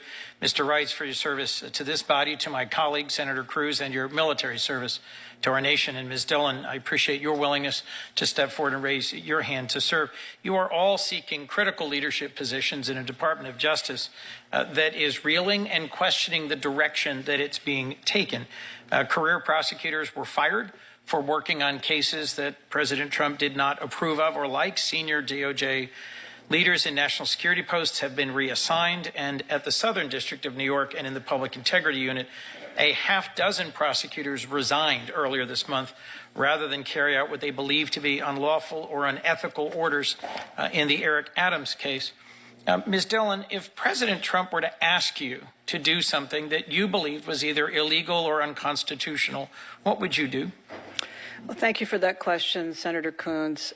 First of all, I have represented President Trump for 4 years in numerous different cases, and I currently represent him as a private attorney. And in all of those years, in multiple cases, in multiple jurisdictions, the president has never asked me to do anything that I found to be objectionable, immoral, unlawful, or illegal. And so I really can't fathom the circumstance that you're describing. It would really be hypothetical to me. As I just conveyed, I don't think it's a hypothetical. You've got folks in the Public Integrity Unit and the Southern District resigning over what they believe to be an unethical and inappropriate order.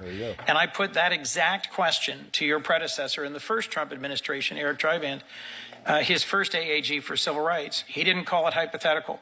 He answered directly. He said every Department of Justice attorney swears an oath to execute and faithfully execute and defend the Constitution and laws, and it would therefore be appropriate to refuse to follow a directive of the president if illegal or unconstitutional. Mr. Dreiband, in exactly the same situation, answered the question, is there any reason you can't? Well, Mr. Dreiband didn't have 4 years of representing President Trump as his lawyer, and so I would give him the grace of not knowing for that experience that I've had. And so I think that it is a hypothetical to me, and so I respectfully... It may be to you, but sadly it is not to currently serving members of the Department of Justice. If I might, Mr. Wrights, in the exchange that was just held both between Senator Durbin and Senator Hawley and yourself, dozens of President Trump's executive orders have been blocked by federal courts in recent weeks, federal district courts, and a number have been reviewed on appeal. To your knowledge, has the administration complied with these federal court orders? Thank you, Senator Coons. I have not been following the procedural posture of those cases very closely. Of course, I intend to do so should I be confirmed once I'm in the Justice Department. You'll be centrally involved in those decisions, and part of what my colleague was trying to focus on was the tweet that you apparently posted in response to a decision you didn't like. The tweet said, looking for some Andrew Jackson level leadership on this one. Judge Yackel has made his decision. Now let him enforce it. My colleague from Missouri suggested that somehow Senator Durbin was standing up for the Korematsu decision or standing up for the Dred Scott decision. And I think buried in what he said and in what my colleague said is clarity. What are the avenues appropriately available to a litigant, which can include the president or a department secretary? What are the avenues available to properly challenge a duly issued federal circuit or district court order? And is it ever proper to simply refuse to obey that order? Thank you, Senator Coons. I'll answer your second question first, which is what I referenced earlier. There is no hard and fast rule in all instances in which a litigant must comply with all or some or various parts of a judicial decision. It is so fact, law, and case specific that one cannot speak generally. In your view, do litigants before a federal court get to choose whether or not to obey a federal court order? They can appeal it, they can speak out against it, they can question it, but can they refuse? Could the President of the United States refuse, as a litigant before a federal court, refuse to follow that order, which was the key implication of your tweet? So, generally speaking, Senator Coons, parties to a case are bound by a lawful court holding from that court. And as you rightly pointed out, Senator Coons, there are many different avenues to right a perceived wrong: appeals, rehearings, various motions, etc. You're familiar with them. I hope you will be clear in your service, since I recognize I'm nearing the end of my time. Thank you for that answer. I think all of us are holding our breath to see whether or not President Trump and those who will be advising him correctly understand what is a foundational principle of the rule of law. Thank you, Senator. A litigant before a federal court may appeal, may question, may challenge, but may not ignore a district court order. We'll move to Senator Blackburn for her questioning. Thank you, Madam Chairman, and congratulations to each of you. We are we're really pleased that your families are here, that you have this nomination, and we're so looking forward to having you serve President Trump and the American people in your position. So congratulations to you. Ms. Dillon, I want to come to you first. In Tennessee, we follow the motto, let's make it easier to vote and harder to cheat. And it is important for each person to know that their vote is counted and that votes are, that the process is going to be a process that is true, transparent, and honest. And so our counties have been busy cleaning up voter rolls, and it's why Tennessee has been ranked #1 in the country for election integrity. And I know that you're going to follow those same premises at the Department of Justice. So I would like for you to talk about what you can do at the Civil Rights Division to make certain that we restore election integrity. Well, thank you for that question, Senator Blackburn. And I really appreciate how Tennessee has taken a lead in cleaning up the voter rolls. Federal law provides under the National Voter Registration Act that states do maintain their voter rolls in an up-to-date way, but in fact most states are woefully behind in doing so, which creates confusion and distress among citizens who are concerned that their votes are not being equally cast. They want to purge the voter rolls. I think there are limited enforcement mechanisms for the Department of Justice to necessarily take the lead on this particular issue, but there have been many cases in which private organizations or state parties have been granted standing to challenge, and the Department of Justice has the opportunity in those cases where the facts have been developed to come in and take a position as well. And the position, in my opinion, of the Department of Justice should be 100% in favor of clean voter rolls. And now many states have evolved excellent methods for doing that in a fair way, giving citizens notice, giving them notice in multiple election cycles. And so I think there are many ways that states can stay up to date like Tennessee has done. Thank you for that. Mr. Sauer, I want to come to you, and I appreciated the opportunity to visit with you prior to the hearing. I want to drill down on one comment you made, justice without fear or favor.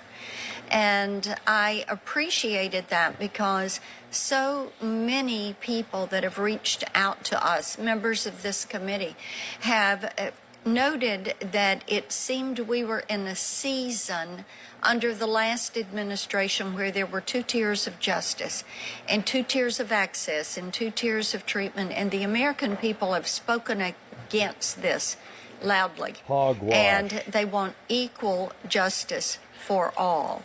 So I would like for you to comment on what you mean and how that concept Justice without fear or favor is essential to your role as the Solicitor General.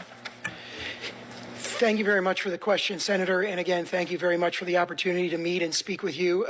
I greatly appreciated that opportunity. I greatly appreciate the question as well, because I think that you've asked about something that goes to the heart of the role of the Department of Justice. As I mentioned in my opening statement, the principle of equal justice under law, which is the same as justice without fear or favor, is central to the Department of Justice's mission. Senator Hawley, I think, referred to some recent historical examples of situations where that was not fully upheld in the most recent administration. In my opening statement, I referred to what to me obviously are the most compelling and really astonishing experiences that I have had with respect to that. That really arose, certainly that involved many of the cases that I had the privilege of litigating under the leadership of Senator Schmidt, but in it when he was Attorney General of Missouri, but also representing President Trump in the recent lawfare and weaponized prosecutions that he experienced. So we have a number of unfortunate examples in our recent history in the Department of Justice, and that's why what was really kind of a ringing call to me in President Trump's inaugural address was his statements that I quoted about restoring equal justice under law and the constitutional rule of law. Thank you. Mr. Ritz, in your role over at DOJ, you're going to be responsible for initiating policy initiatives. And this is something important to addressing violent crime that is just raging across the country. And I want to get from you in writing what you can do. The previous Trump administration had programs like Operation Legend, which was very effective in Memphis, Tennessee. And I know my time has expired, but if you'll submit that one to me in writing. Thank you, Senator Blackburn. Thank you for respecting that time. We're going to hear from Senator Hirono now. Thank you, Madam Chair. I asked the following two initial questions of all nominees before any of my committees, so I will ask you, starting with Mr. Sauer, and we'll just go right down the line. Since you became a legal adult, have you ever made unwanted requests for sexual favors or committed any verbal or physical harassment or assault of a sexual nature? No. No. No, Senator. Have you ever faced discipline or entered into a settlement related to this kind of conduct? No. No, Senator. I have not, Senator. I would like to state with regard to Mr. Rice that, for the record, that in 2023, during impeachment proceedings against Texas Attorney General Ken Paxton, a Texas Ranger testified that there were, quote, many complaints of sexual harassment by female employees, end quote, about Mr. Rice when he worked in the Texas Attorney General's office. And I will have further questions for the record regarding these complaints. Oh, no, for Ms. I never Dillon, did that. relating to Section 2 of the Voting Rights Act,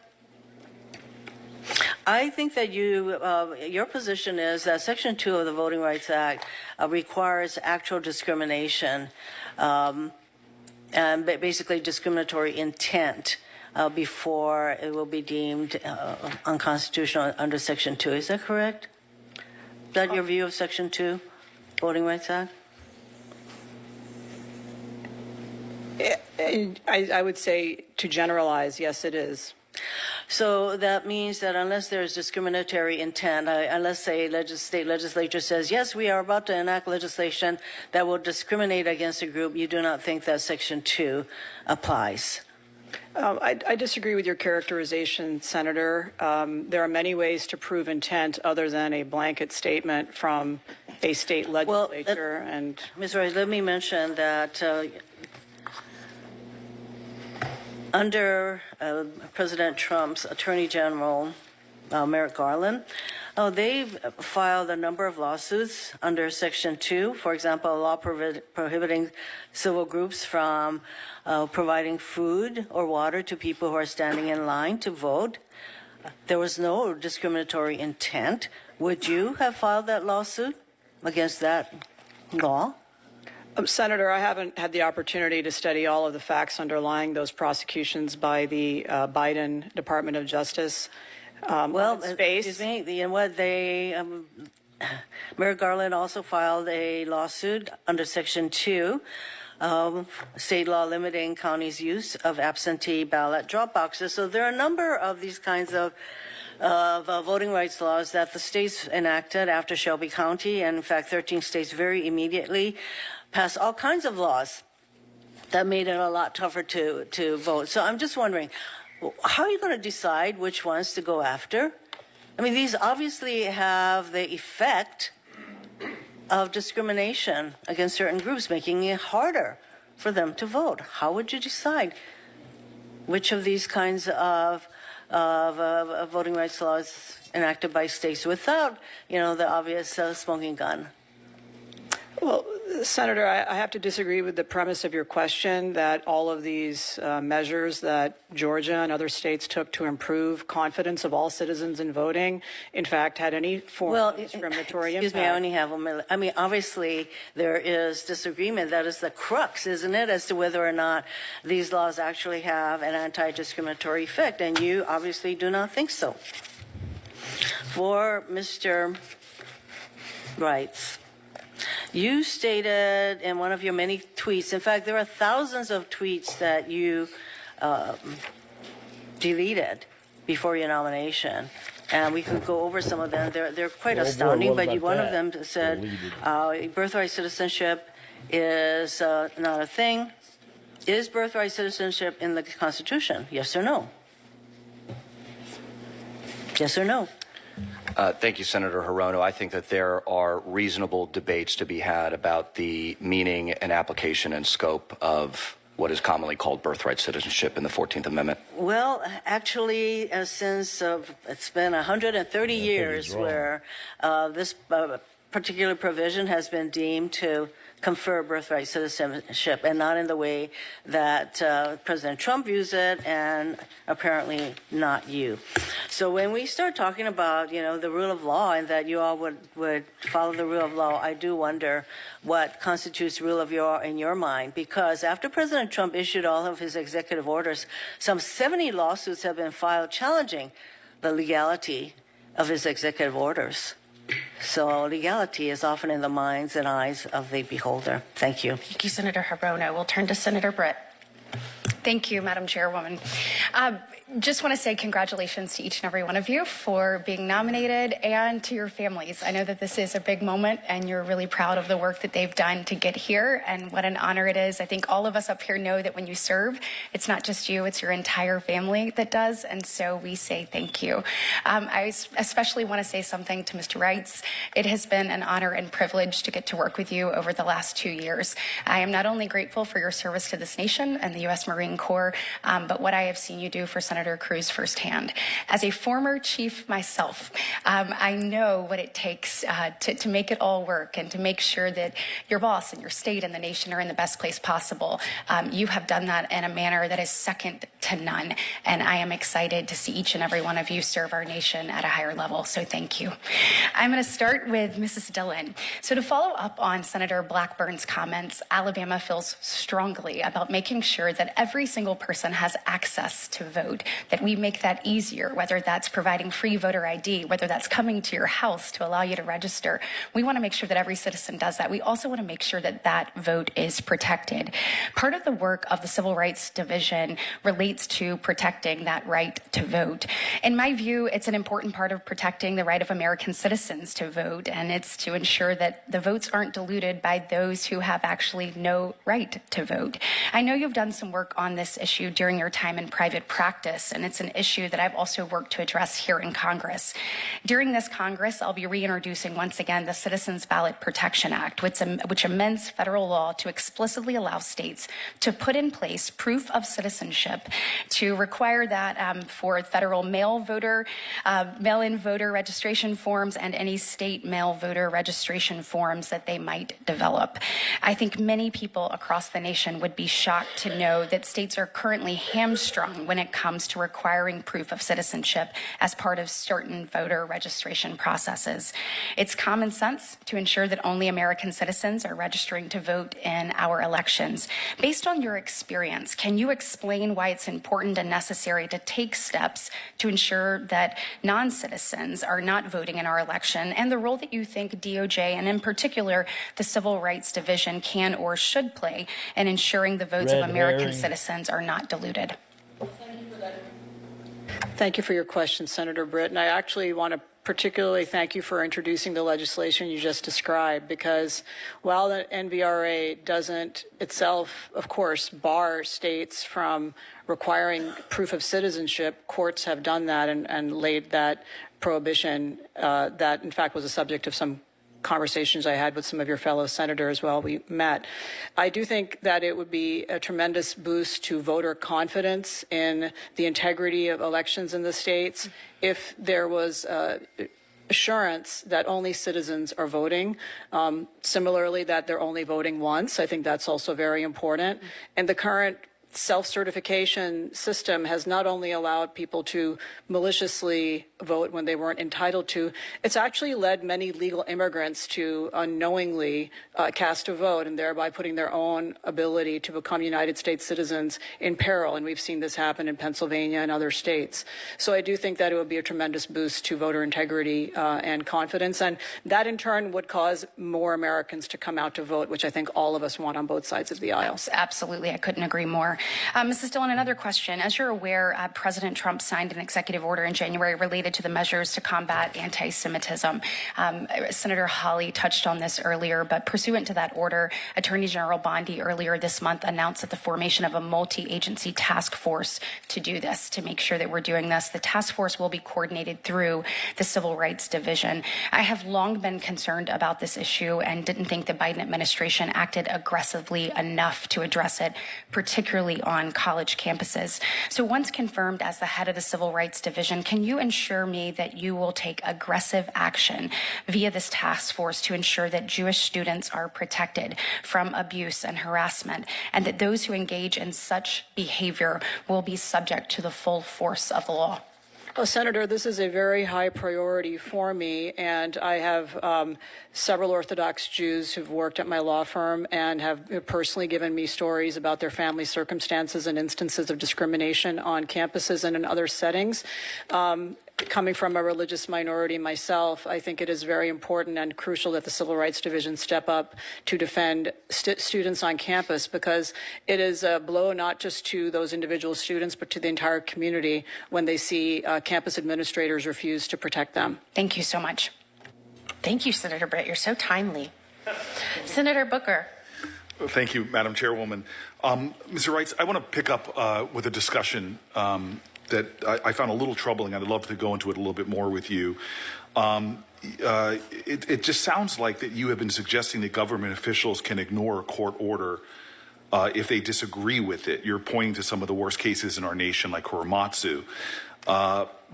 This would really create a constitutional crisis in this American context in which we're living right now. If our courts impose injunctions that restrict or compel government action, and then government officials go against that, to me, that's the very nature of what a constitutional crisis is. My staff pulled a tweet of yours that you compared the Dred Scott decision to the court's decision in same-sex marriages. And so I want to know, do you think public officials have it within their right, if they find it morally wrong, the Obergefell decision, to violate that court order or that court's conclusions? Thank you, Senator Booker. So my position I've been consistent on, which is that parties to the litigation are bound by the lawful holdings of their respective court. I understand that there is genuine jurisprudential disagreement about the scope of certain holdings, whether they can apply nationally or to just litigants or other litigants. But I think that it is a fair discussion for attorneys in good faith to discuss the scope of a holding of a case. I find academic discussions important in our national dialogue, but you're being nominated for a very important position. And my question to you, I guess, is very plain, is if you morally disagree with a court order, do you believe you can defy that court order, that the Trump administration, that the government, that you in your position can defy that court order? Senator Booker, I appreciate the clarification. However, just a general reference in this hearing to a litigant morally disagreeing to the decision of a court, in my opinion, is too hypothetical for me to be able to answer with precision. Do you understand that that is not a comfortable assurance for me when there is credible concerns about the Supreme Court making a decision, as in Obergefell, and having an administration that feels that it can defy that? You're not giving me great confidence by stating unequivocally that we are a nation that respects the separation of powers, the role of the courts. And far be it from me to lecture you, and I hope you don't take it that way.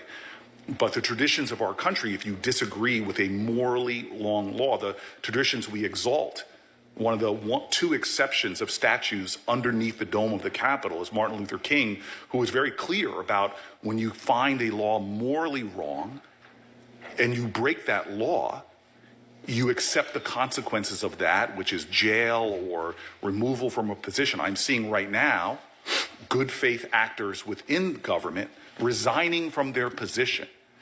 That is a very different tradition, that vaunted tradition in our country, than a person in a position like you were nominated from, willfully disregarding a court order. That is in its very nature a constitutional crisis, and your failure in this forum to resolutely state your commitment to abide by court orders, I hope you can understand why that would be troubling to many of the senators before you. You understand that that's troubling? I understand, Senator Booker, that is a perspective that members of this body may have. Very difficult for me to swallow that, and honestly, you send a chill to me and my concerns about the current administration. Ms. Dillon, I am happy to see you here because of the pride of your family behind you. You could see it written over their faces. I hope you understand that. They are, it's just extraordinary for me as an American to see you sitting here and your incredible family behind you. I have some very direct questions for you that I do not have time with because I fear the chairwoman, but I'm going to put them in writing, and they have to do with your knowledge of any plans to dismiss employees and a lot of the things were going on here that do rise concerns to me. So I'll put them in writing. Would you commit to responding to me? Yes, Senator, I commit to responding to your questions. Thank you very much, Madam Chairwoman. Thank you, Senator Booker. You too are timely. Thank you for the same kindness that you extend to me that you extend to my colleague. Senator Lee. Thank you, Madam Chair.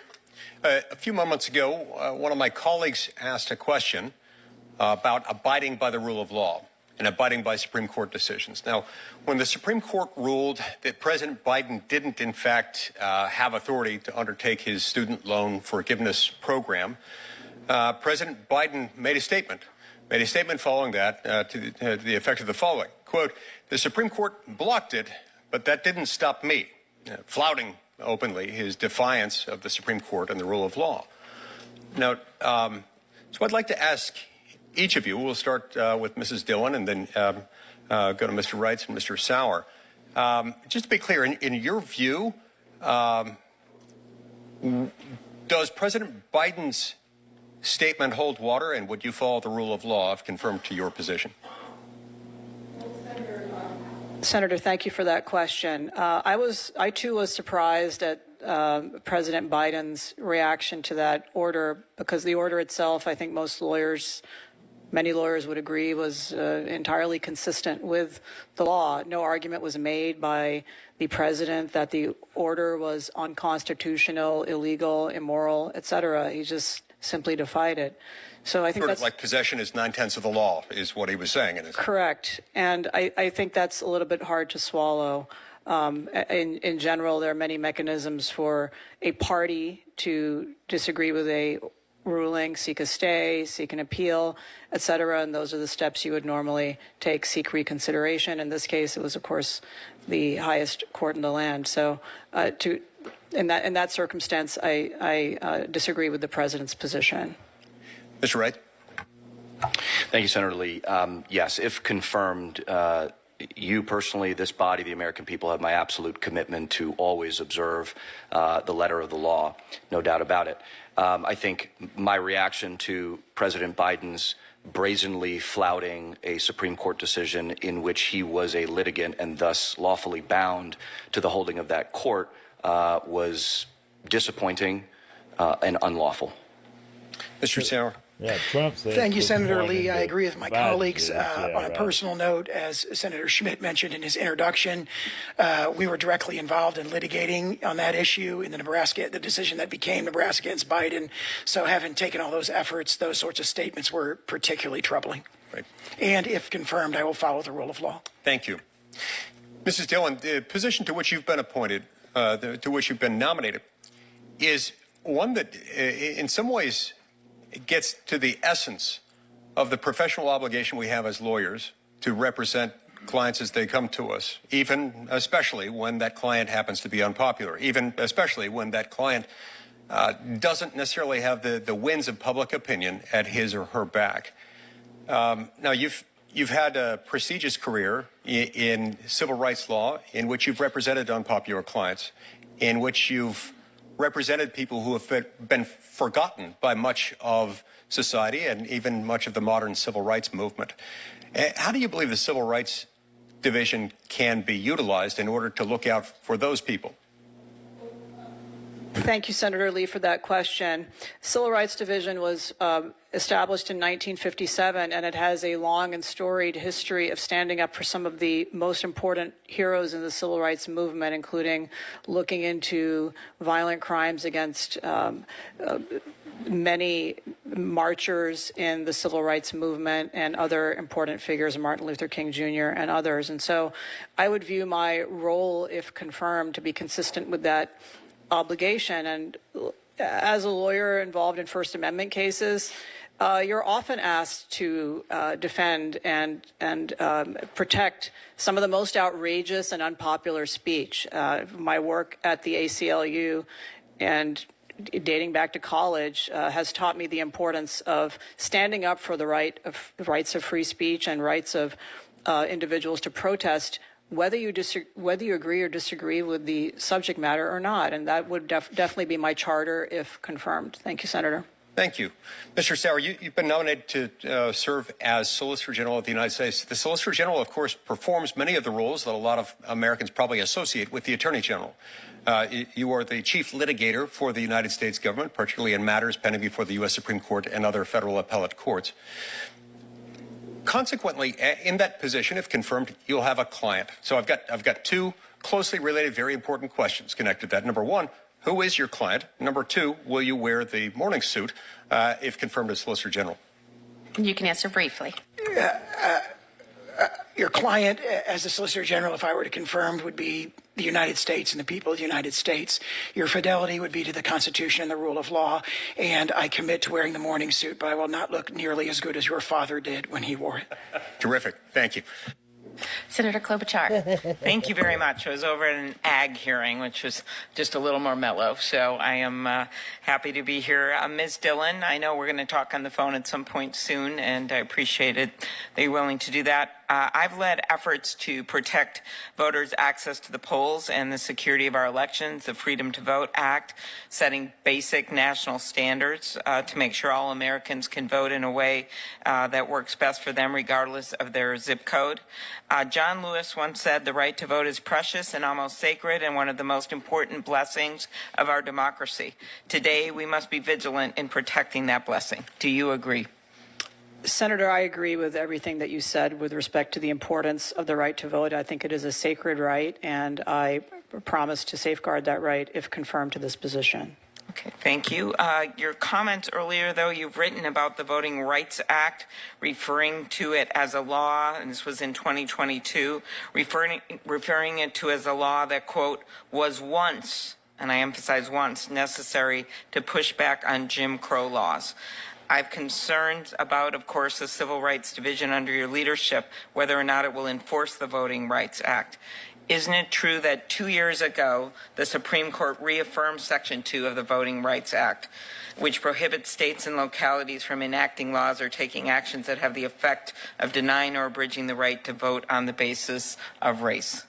That's correct, Senator. And I would add that I don't know the full context of the quote that you read, but of course we all know that the United States Supreme Court has actually struck down provisions of the Voting Rights Act as unconstitutional, specifically Section 4A, which effectively renders Section 5 of the Voting Rights Act a nullity unless Congress acts to fill in the gaps. I was referring to Section 2 of the Voting Rights Act in Allen v. Milligan. But will you commit, the bigger thing for me, to vigorous enforcement of Section 2 of the Voting Rights Act, including with respect to groups that have been subject to historic discrimination on the basis of race, ethnicity, or language minority status? Thank you, Senator. I would have to see the facts, but if the facts merited a Section 2 investigation and or legal action, I would certainly pursue that. Okay. Will you commit to not reassigning or firing career attorneys in the division based on their political and ideological affiliations, who they voted for, or their views of the 2020 election? Senator, without getting into the job itself and understanding all of the motivations of individuals, I can't really commit to any particular personnel decisions. However, I will say that in my home state of California, we have laws about that, and that is certainly my general practice to not react against people based on solely on their political views. All right.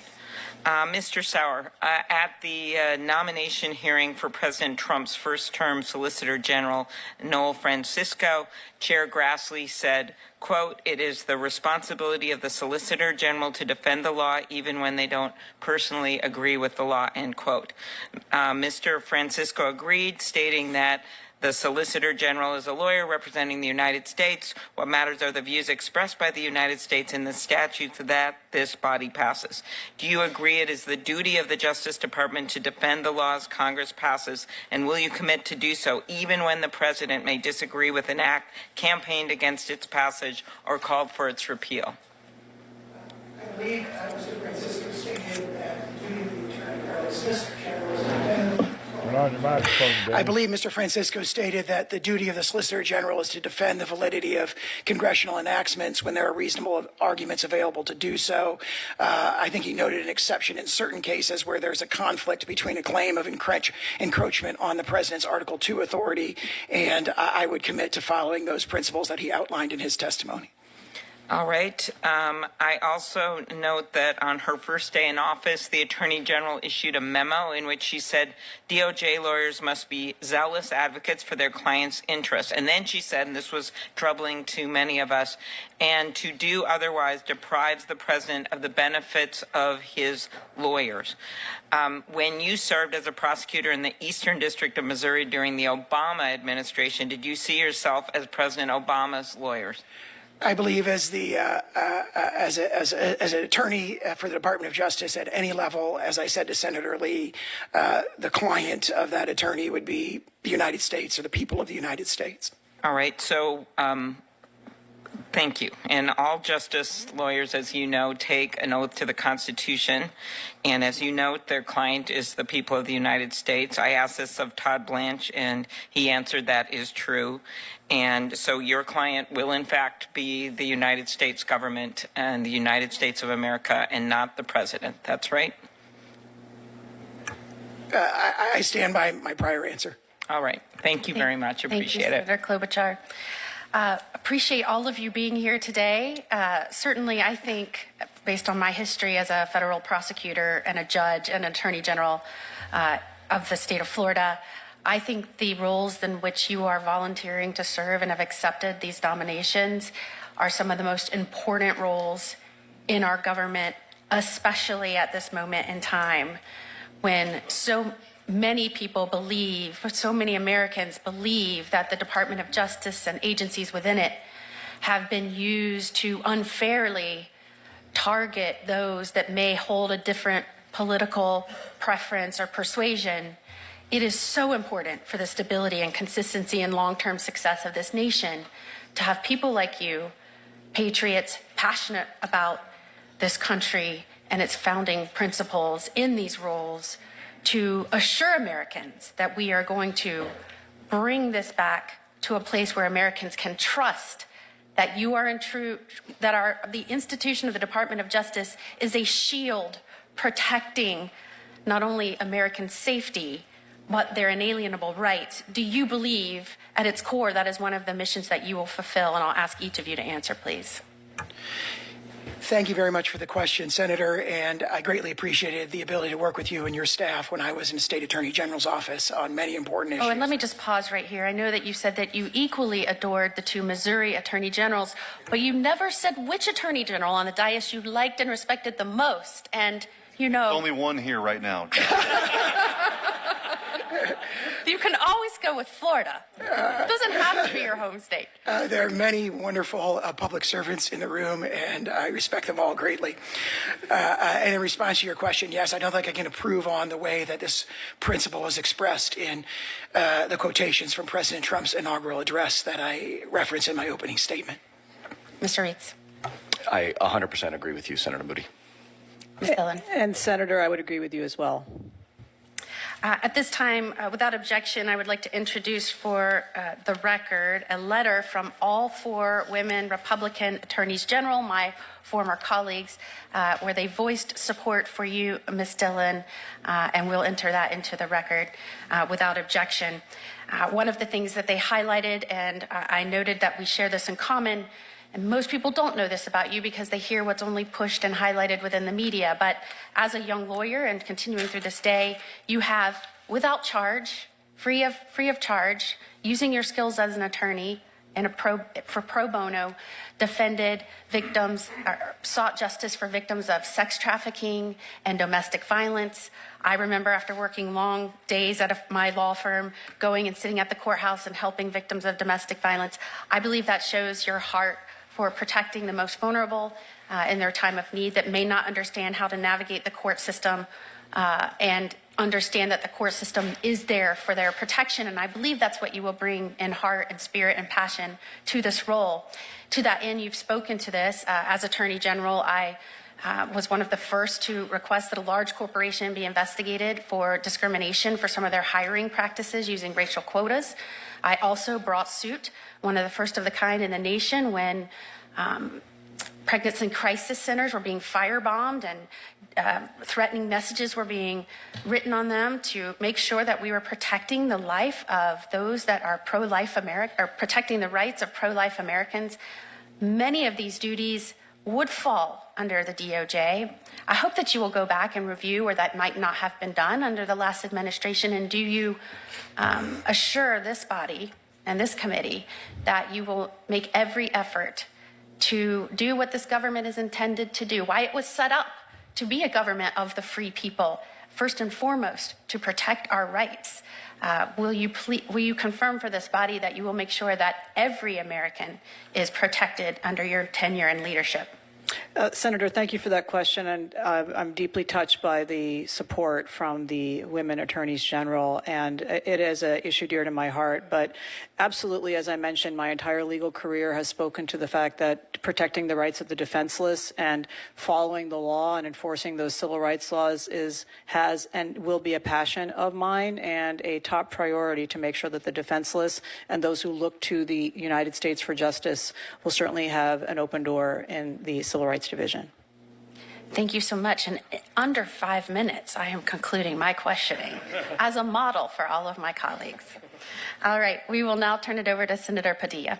Thank you, Madam Chair. I was hoping you'd confer to me your extra 15 seconds. But, Not a chance.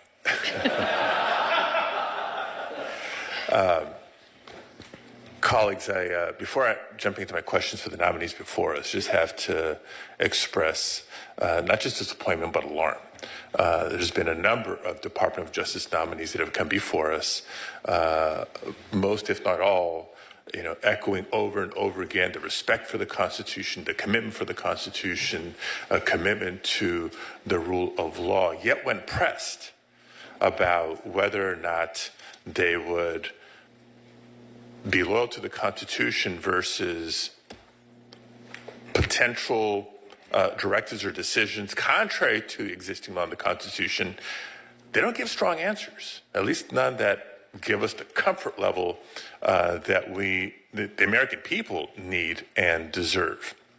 When it comes to something as simple as existing law says this, a court has ordered the administration to stop doing that,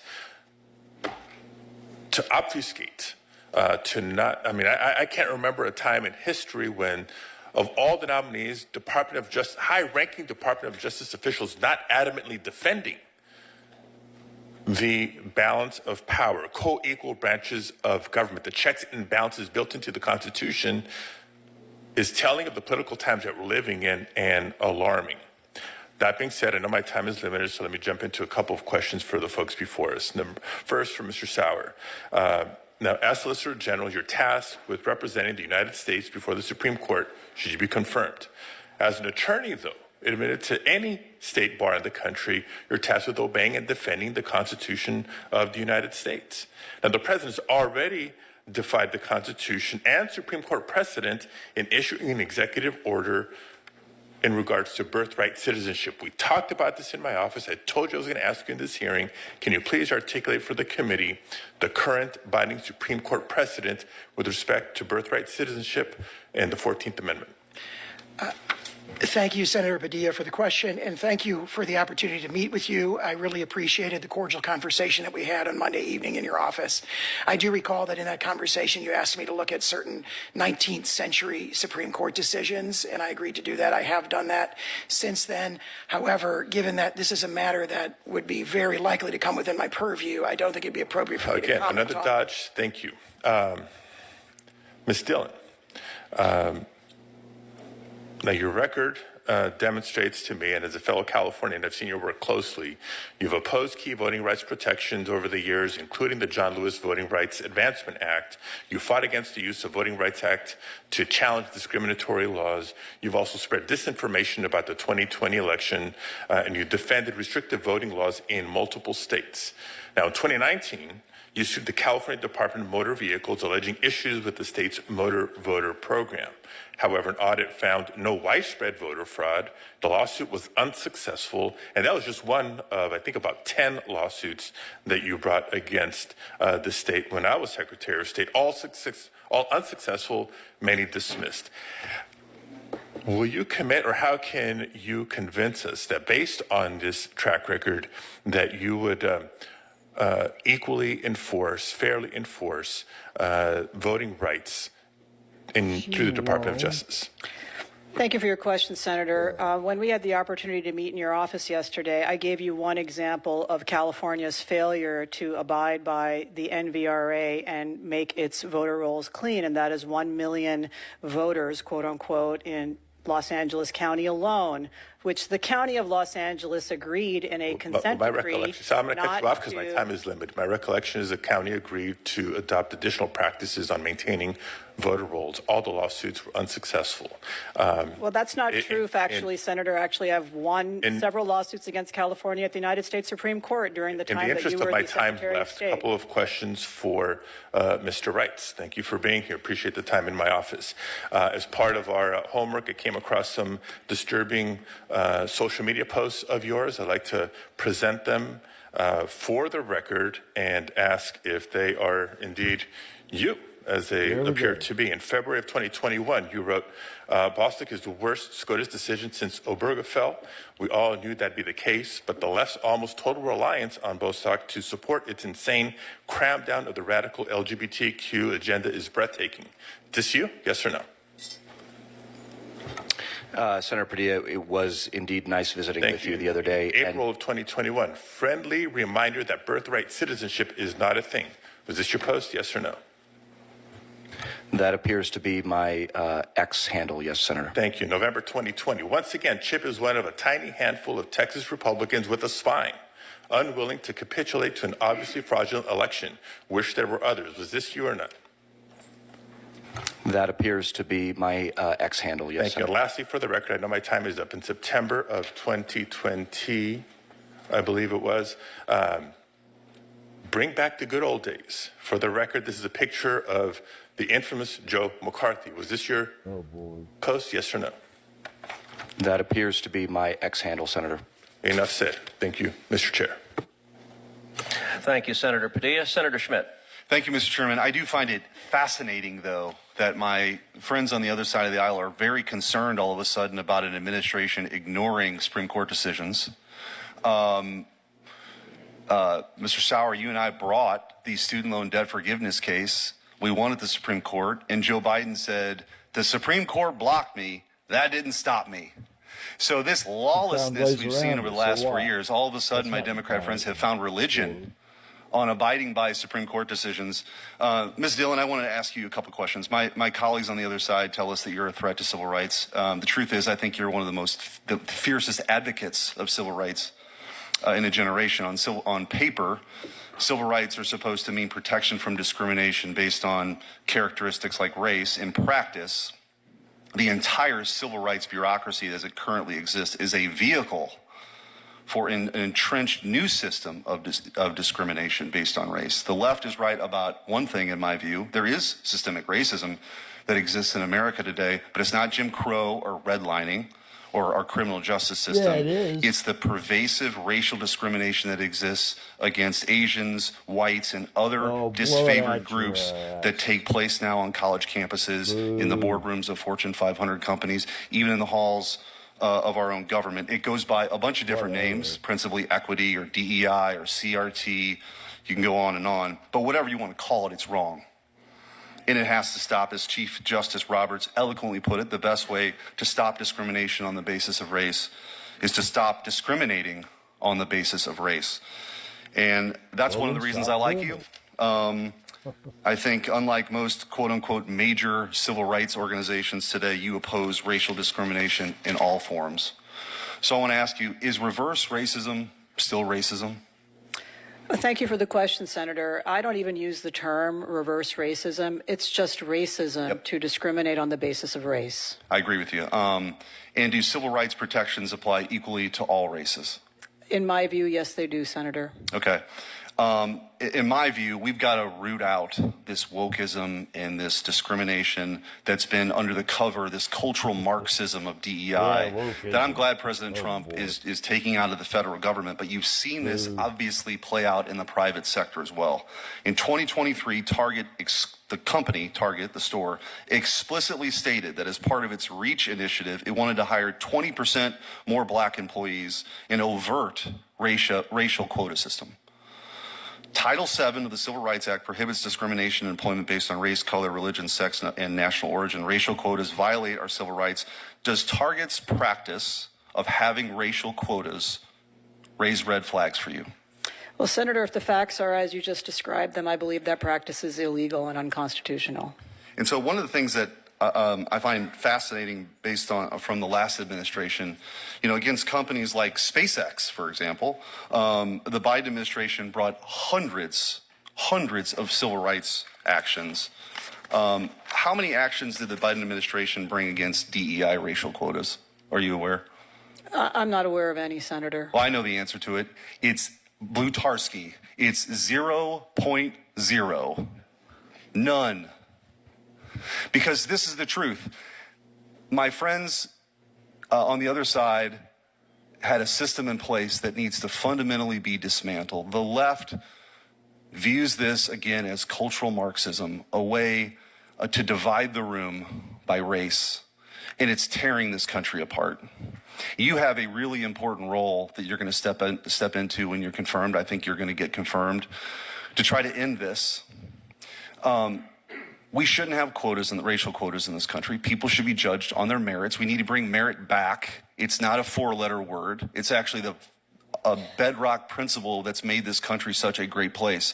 And regardless of your skin color, you should have every opportunity to succeed. But you also shouldn't be held back because of your skin color either. And again, I think this leftist movement that the Democrats have been captured by, they totally lost the plot, and the American people have rejected it. Part of what the American people did in November, I think, is they sat in that jury box and they watched all this craziness over the last 4 years, and they rejected it. Going on right now, and you, given your background and your experience, and I think your grit to fight these tough fights, I couldn't think of anybody more qualified to do the job that you're about to do. So congratulations, and you have my support. Thank you, Mr. Chairman.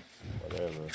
Thank you, Senator Schmidt, and I would like the record to reflect, I believe this is the first time in the history of the Republic the word Blutarski has been used in the Senate Judiciary Committee. And with that, Senator Schiff. Thank you, Mr. Chairman. Mr. Sauer, you've served as one of the President's defense lawyers. Should cases arise in the Justice Department involving the same cases in which you represented him, will you recuse yourself? Senator, thank you for the question. As reflected in the ethics agreement that I have signed and in the regulations of the Department of Justice, as to any matter that were to come before me that might require a recusal obligation, I would consult with the Department of Justice ethics officials and follow my recusal obligations. So you'll consult with the career ethics lawyers at the department? Yes, that's correct. You are aware, of course, that the career ethics officials at the department have been fired, demoted, transferred. Right. They no longer exist. The two people in that office are one of your fellow criminal defense lawyers of Donald Trump and a political appointee who graduated from law school just a few years ago. They don't exist. So who are you going to consult? Are you going to go to one of his other criminal defense lawyers to find out if you should recuse yourself? Senator, I'm not aware of any personnel actions that you've described, so I can't speak directly to those. I've just recently been through a process where I was consulting closely with a career DOJ I'll tell you, ethics Mr. attorney. Sauer, those actions have taken place. And the two appointees are political appointees. The people who will make the recusal recommendations to you are political appointees. One was Mr. Bove's former chief of staff. The other was a fellow criminal defense lawyer for Donald Trump. If that's who you're going to for recusal advice, no one can have confidence that that judgment will be made properly. But let me move on to another question. You took the position as Donald Trump's lawyer that he could order SEAL Team 6 to assassinate a political opponent and not be prosecuted for it unless he was impeached first. Should the president order the use of violence against a political appointment, will that continue to be your position as the lawyer for the United States? Will you represent to the court that any prosecution should be dismissed if the president is not first impeached? Senator, I believe the exchange that you're referring to, which occurred during oral argument in the D.C. Circuit in that presidential immunity decision, I was asked a question about that, and what I responded was that the president may be prosecuted for an action like that, but under the plain language of the impeachment judgment clause, he must be first impeached and convicted by the Senate. And as the judge in that argument made clear, that means your position is he cannot be prosecuted unless he's impeached first. So he can order the use of his office to use violence against a political opponent, and you would defend his ability to do that in any criminal prosecution unless he's impeached. Is that your testimony? I believe this situation came up with respect to a real-world example. Well, I'm giving you... If I may? I'm giving you... Yes. You'll answer my question. Yes, I believe I am answering the question. President Obama ordered the essential killing of U.S. citizens located abroad by drone strike. And my colleague on the other side of that case was my question is not about President Obama and using a drone strike against a terrorist. My question is Donald Trump using his office to assassinate a political opponent. If he's not impeached for it, would you defend against any prosecution as Solicitor General? The hypothetical you've offered respectfully is so outlandish, I don't know if I'm in a position to address it. Well, you addressed it for the court, but you won't address it for the country in this hearing? I think I've just said exactly the same response that I gave Okay, then the court, exactly the same response is that you would evidently defend him against prosecution for that. Let me move on to the last question. The department moved to dismiss a corruption case against the mayor of New York. The acting Southern District of New York U.S. attorney refused to undertake an action that she believed was deeply unethical. So then it fell on her number two, Hagan Scotton, to do the dirty deed of dismissing this case. This is what he said. Any assistant U.S. attorney would know our laws and traditions do not allow using the prosecutorial power to influence other citizens, much less elected officials, in this way. If no lawyer with an earshot of the president is willing to give him that advice, then I expect you will eventually find someone who is enough of a fool or enough of a coward to file your motion, but it was never going to be me. My question to you, Mr. Sauer, is, would that be you? Would that be you if it fell to you to dismiss that case? Would you be the coward or fool willing to dismiss that case on behalf of the president? I certainly can't speak to any official action that I might or might not take in a hypothetical scenario. I will say that there was a distressing lack of letters like this during the weaponization of justice. Well, there is a disturbing presence of letters like this, and your answer tells me that it would be you. My colleagues have praised your legal skills. I have no doubt about your knowledge of the law. But to me, you can't be a good lawyer if you use the law to subvert the law, if you use our system to undermine our system. And I'm deeply afraid that's what you've done, and that's what you will do in this position. I yield back. Yeah, tell him, brother. Let me say to the three of you, thank you for agreeing to serve our nation. Thank you for going to the Department of Justice. I will note my Democrat colleagues who are suddenly deeply concerned about the rule of law all seem to have entered the witness protection program during the 4 years of the Biden presidency, when the Biden Department of Justice was the most lawless and partisan Department of Justice our nation has ever seen. And not a single Democrat on this committee could be bothered to be concerned in the slightest about the weaponization of the Department of Justice to attack President Biden's political opponents, about Merrick Garland's refusal to enforce the law, including refusing to protect Supreme Court justices when a clear federal statute made it a crime to protest and threaten the lives and families of Supreme Court justices, and yet the Biden Department of Justice refused to follow that law. Now, Mr. Sauer, I will note that you and I share a lot of legal history. We both attended the same law school. We both clerked for the same judge, Michael Ludig, on the Court of Appeals. You clerked for the late, great Justice Antonin Scalia. We both started our legal career practicing under Chuck Cooper, one of the finest Supreme Court litigators on the planet. You've been nominated to an incredibly important position, Solicitor General of the United States, a position frequently referred to as the 10th Justice. It is the only position in the entire federal government that is required by statute to be, quote, learned in the law. I will note I am grateful that is not a requirement to serve on the Senate Judiciary Committee. But I would ask you to share with this committee and share with the American people what is the responsibility of the Solicitor General, and how will you carry out this task if and when you are confirmed? Thank you very much, Senator. Thank you for the question. Thank you for the opportunity to meet and discuss legal issues facing the United States. I believe I responded to earlier questions that the role of the Solicitor General is to defend both the statutes of the United States that are enacted by Congress and the executive actions of the executive branch.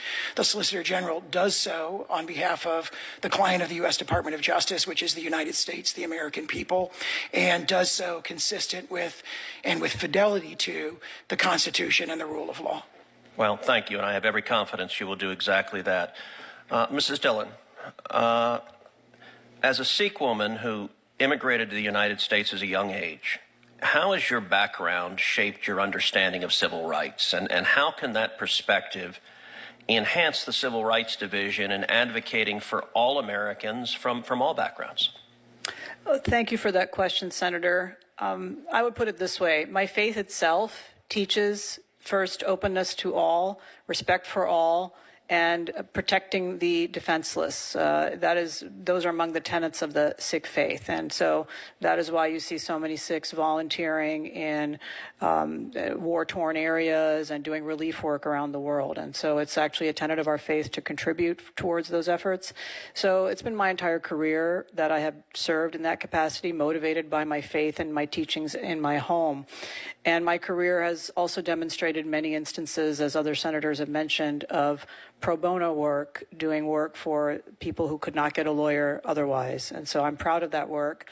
In the Civil Rights Division, there is a long and storied history of doing exactly the same thing, which is standing up for the most disadvantaged individuals in our United States and ensuring equal justice for all. And so I would definitely be informed by those lifetime experiences, including 32 years as a lawyer representing the underprivileged. And let me ask you, how have your experiences as someone who's been subjected to racial profiling and abuse, and in particular the incident in 1995 when you and your husband were attacked on a bus, can you please briefly describe that and how that will inform how you will carry out the roles running the Civil Rights Division? Well, thank you, Senator. In the early 90s, as a newlywed, I got a terrible phone call from the chaplain at NYU that my husband, who was a medical resident in that program, had been shot and brought to NYU. He'd been shot in the chest by a racist who confronted him on a crowded New York City bus during rush hour and told him to get out of his face and to apologize, and used numerous ethnic slurs. And when my then husband refused to apologize, he was shot. And so it really brought home to me that no matter what your education, your affluence, your background, there are instances in which bigots and racists will operate in society to try to harm people, and it is up to lawyers to then stand up to that and make sure that there are severe punishments. Unfortunately, that was New York City, and in that case, the person was not severely punished for shooting my then husband in the chest. Wow, that's truly horrible. Mr. Reitz, I have one question for you. Will you tell this committee what the rule against perpetuities is? If the chairman will grant me, I know that we're over time, if I may answer. You may answer. No interest is good unless it must vest, if at all, not later than 21 years after some life and being at the creation of the interest. Very good. I want to enter into the record multiple letters in support of Mr. Reitz's nomination, a letter from the National Association of Police Organizations, a letter from former editorial board members of the Texas Review of Law and Politics, a letter from the MLK Association of Texas, a letter from the chairman of the Board of Regents at Texas Southern University, a letter from the Village in the Valley, and a letter from Pastor Willie Davis and Houston City Council members at Willie Davis. And without objection, these are all entered into the record. And Senator Welch, you are recognized. Thank you very much. Mr. Rice, it was very nice to visit with you yesterday, and it's nice to see your kids. You promised they were going to be here, and your wife, a couple of your kids. That's great. All of us are kind of amazed. You're the cheerful person you are, having survived working for this guy named Cruz from Texas. I'll tell you, it's hard on us, but we can imagine what it's like for the chief of staff. You know, this is your time has expired. You know, to all I like of you, that idea. Let me express what is a concern I think many of us have. It's not a Democrat-Republican thing, but there's a profoundly new set of expectations and boundaries in what the executive power is now. We've had decisions by the Supreme Court that gives immunity to the president. I find that shocking. I think a president has to be subject to the law, not above the law. We also have a president who's been very explicit in determined his insistence that it's, quote, my Justice Department. And has also made the statement that if he does it to save the country, it's lawful. Yeah. Well, that's unique, that we haven't had that point of view embedded, and to some extent there's some validation with what the Supreme Court is doing and also what the president is asserting. That causes me great concern because I think it really threatens the separation of powers and the co-equal authority of Congress to be a check and balance.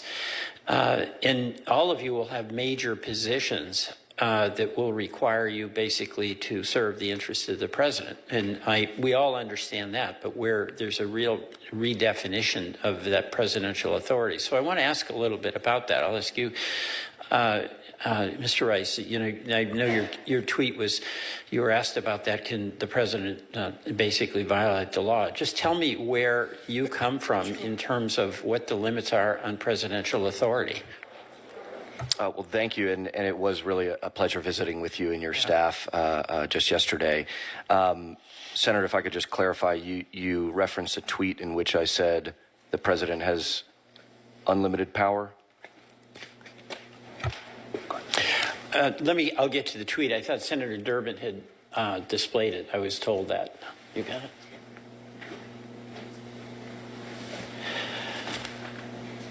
Looking for some Andrew Jackson level leadership on this one. Judge Yackel has made his decision. Now let him enforce it. So it's the famous Jackson dictum that we can essentially disregard the decision of a Supreme Court.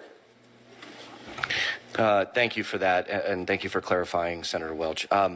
So my position reflects a fairly mainstream view within right of center jurisprudential circles, which is simply to suggest that various Supreme Court or Court of Appeals decisions are more limited in scope than maybe our friends who share a different jurisprudential view of Supreme Court holding would suggest. Well, let's say there is a Supreme Court holding saying that a presidential policy is invalid.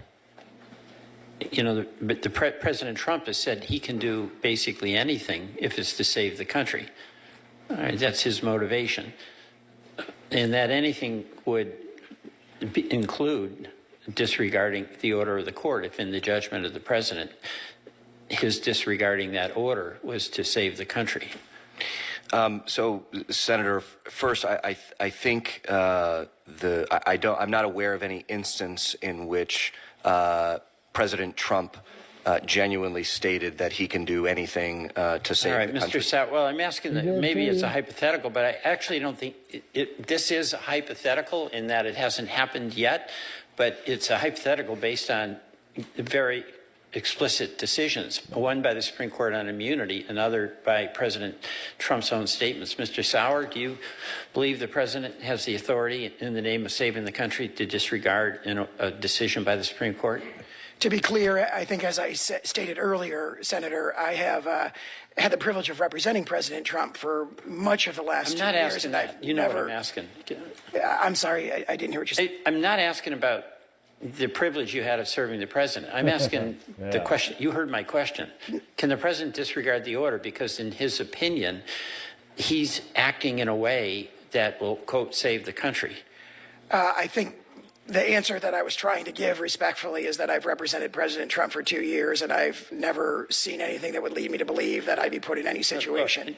You know what? I get it. You respect him. You like him. He was your lawyer. But I'm not asking about that. I give you that, right? But the president has now asserted that he has the right basically to do what he thinks is necessary to save the country. And I'm asking whether that includes violating a Supreme Court order. I think I would just refer back to the answers I gave earlier to similar questions from the ranking member. Well, how about answering my question now that I'm here? Yeah, well, there was a lengthy exchange about that, but again, I've represented President Trump for 2 years. I've never been put in any situation like that, and I don't know. I just got to say, Mr. Chairman, that's a little bit frustrating. I understand that he has a good relationship with the president, respects him. All right, and the president has never put him in that position. But we're in a new situation here. The president is now the president. He's made these statements. There is a real question in emerging unitary executive authority. This is a very serious question that we've never had to face before. Can the president disregard a decision by the Supreme Court? And, you know, I'll yield back, but I want to just express my frustration at not getting a direct answer on what I think is an existential question for this country. Well, I will note the witnesses did point out that President Trump has been president for 4 years and 1 month now, and he has never disregarded a court order. And we just finished 4 years of Joe Biden routinely disregarding the law, in no instance more flagrantly than concerning our southern border, where he defied federal immigration law and allowed 12 million illegal immigrants to come into this country. And so the hypotheticals that are being posed by our Democrat colleagues, sadly, we have lived in the last 4 years when you have a lawless president who does not follow the statutes passed by Congress and signed into the United States Code. Senator Kennedy. Thank you, Mr. Chairman. The credentials of each of you are impressive. Ms. Dillon, did you ever have Professor Paul Stephen at Virginia Law School? I did, Senator. I think it was my first year. Yeah. He's brilliant. He should be on the federal bench. He would have been if I had gotten here sooner. Mr. Wrights. Go back to the plantation. I introduced Senator Cruz to some of his supporters one time. I was asked about him, and I said, no, let me tell you about Senator Cruz. He's brilliant. Horrible man. But so was the Unabomber. You've got to watch him like a hawk. Is that a fair description? You don't have to answer that. Quit wasting time, Brady. Is it true that after a Scot, Senator Cruz can burp the alphabet backwards? You don't have to answer that either. Let me say something serious for a second, and then I'll have one or two questions. Dumb questions. You're all adults. You're all officers of the court. So I'm going to give you some advice. I'll give you some advice. No. I may be wrong, but I doubt it. Probably are wrong. Don't ever take the position that you're not going to follow the order of a federal court. Ever. I'll agree with him on that. Now, you can disagree with it. Within the bounds of legal ethics, you can criticize it. You can appeal it. Or you can resign. But you don't defy it. For 4 years, I have watched people in this town, not everybody, but many, try to undermine the legitimacy of the federal judiciary. And it triggered each and every time my gag reflex. I've watched them try to pack the Supreme Court. Yeah, I've watched them do that. I have watched an esteemed member of this body on the steps of the Supreme Court threaten Justices Gorsuch and Justice Kavanaugh. I've seen that. I've seen this body, some in good faith, but some in bad faith, try to impose an unconstitutional, violative of the separation of powers doctrine, ethics code on the Supreme Court. Huh. That's not... Just to try to undermine their legitimacy. Oh, you poor crap. Now, all our judiciary has, an equal branch of government has its legitimacy. It doesn't have an army. Don't ever say you're not going to follow the order of a court. You may not agree with it, but that's my advice. On that one and I think you ought to take it. I'll agree on that one point. Mr. Sauer. Don't defy the court. Yeah. I'm glad to see that Holly took you to a Cracker Barrel for lunch. Yes, Senator, if you're familiar with the area, it's the one near Columbia, Missouri, about halfway through Missouri on I-70. I've always thought of Holly as more of a Whole Foods type guy.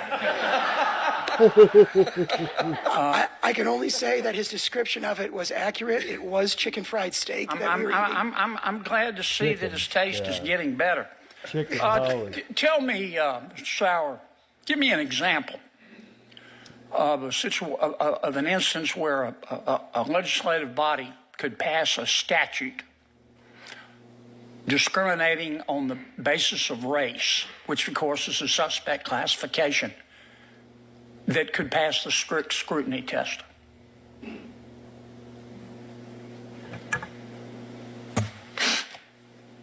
I can't think of a hypothetical as I sit here. However, I am aware that there is a line of cases holding that.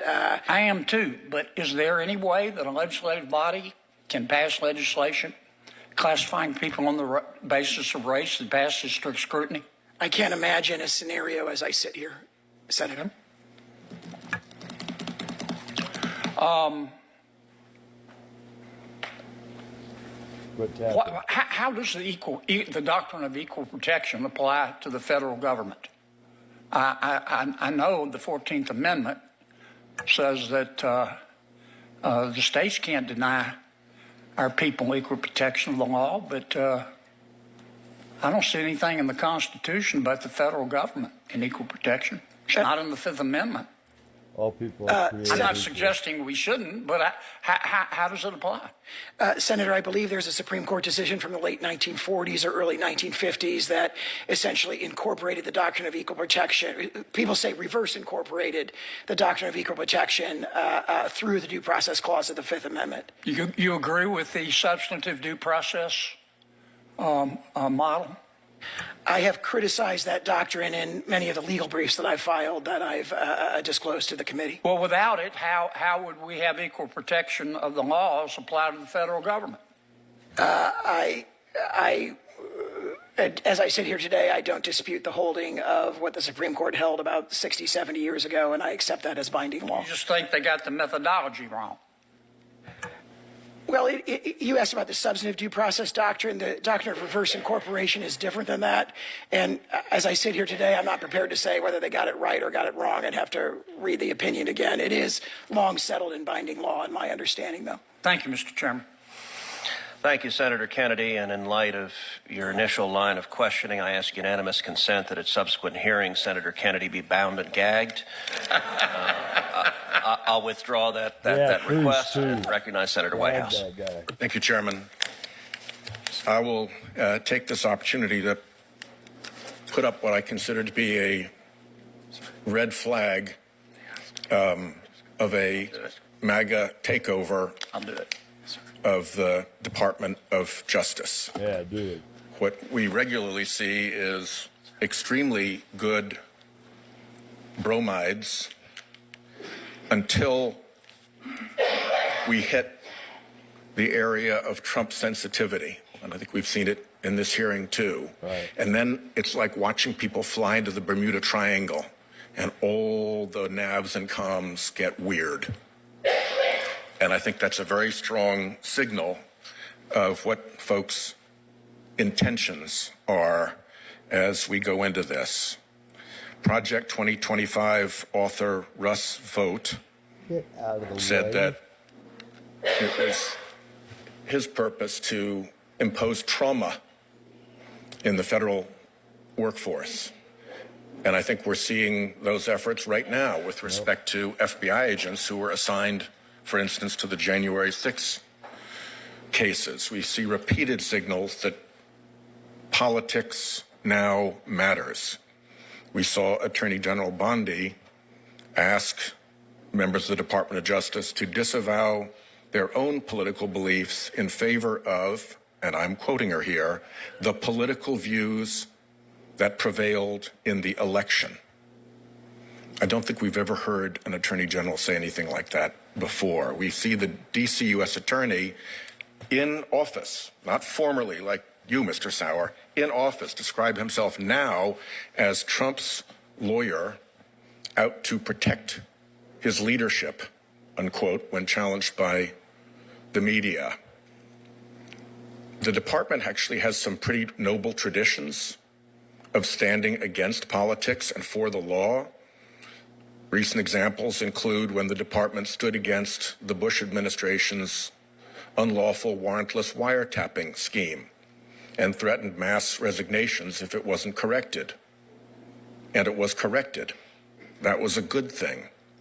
The department itself rejected its own secret, shoddy Office of Legal Counsel opinions that had propped up the torture program.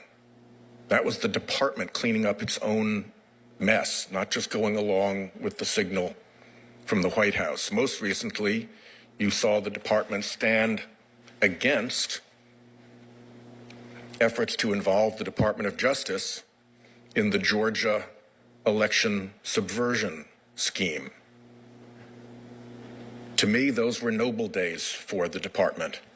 I don't see any chance of that happening.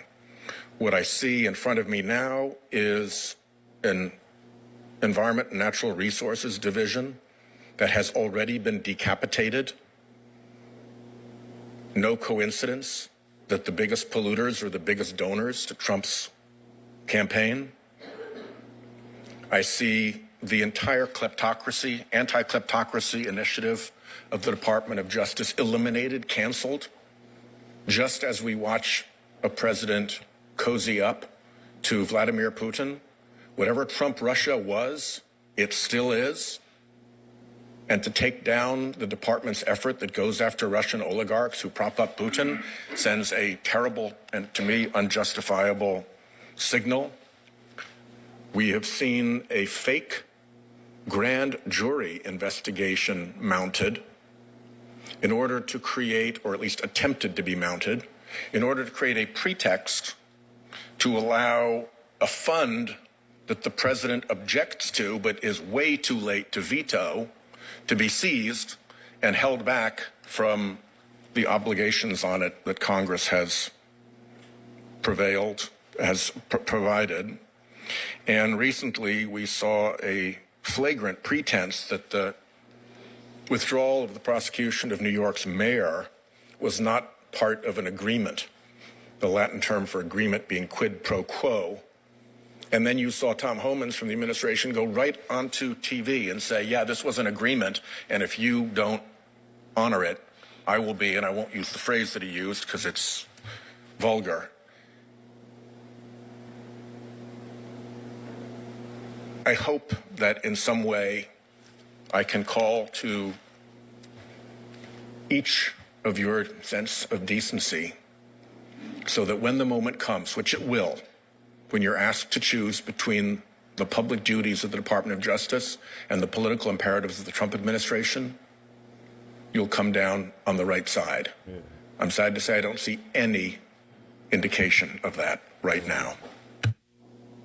Thank you. Thank you, Senator Whitehouse. Thank you to each of the three witnesses. Mr. Chairman. Senator Kennedy. I want to raise a point of order. I forgot to ask William and Caroline if they had anything they wanted to add. Anything? How about vote for my dad? He's trying to be funny. Thank you, Mr. Chairman. Sorry for the interruption. An excellent ground to close the hearing. Congratulations, each of the three of you did a terrific job. Senator Kennedy did an okay job. For everyone's information, written questions for the record can be submitted until tomorrow at 5 p.m. and the committee will ask each of the nominees to answer and return the questions to the committee as soon as possible so that we can quickly schedule committee votes. And with that, the hearing is adjourned.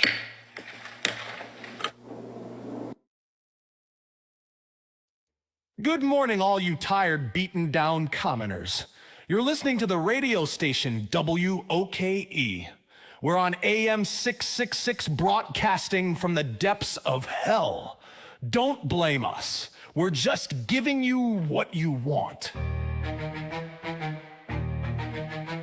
In the news today, we have Senator Justin Time talking shit.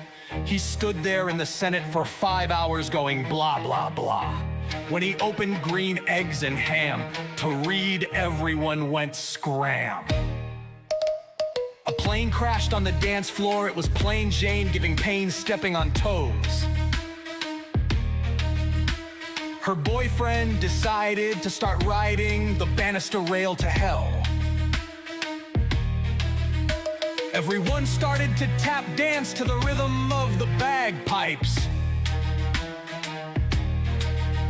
Only one of them was from Scotland and was the only one to enjoy it. The others were tap dancing just to be polite. Moving on, sirloin of beef dropped by the residence of the Earl of Worcester. Things began to really cook when Sirloin called the Earl a crook. Once the cooking sherry was presented, everyone descended with a cross-eyed look. Traffic is clear if you don't mind hitting potholes at 55 miles per hour. The fun part is splashing pedestrians with dirty water from the holes. They yell and holler as you laugh your ass off, you jerk. Now your license plate number is on social media. Have fun.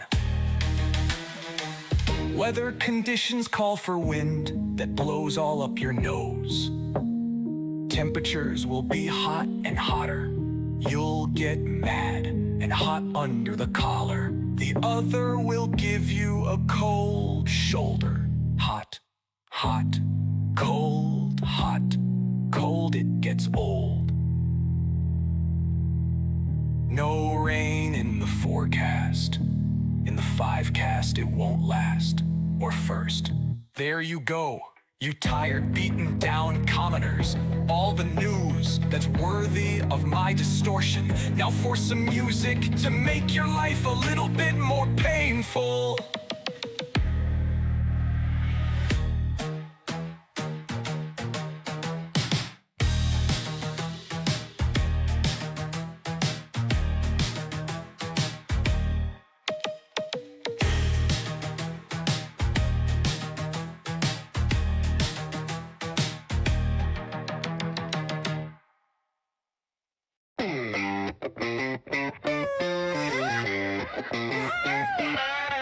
Orange-faced guy with the same old tune.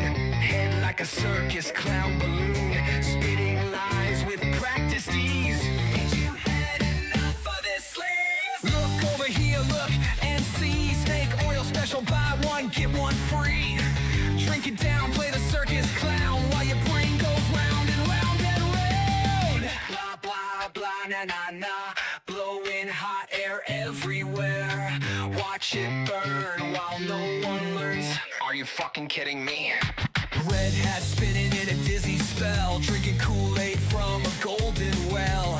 Own the libs, they scream and shout while their wallets turn inside out. Center stage, the tangerine dream leading his parade. A failed regime. Silver spoon kids playing tough while the rat king tweets his stuff. Blah, blah, blah, na, na, na. Blowing hot air everywhere. Watch it burn while no one learns. Are you fucking kidding me?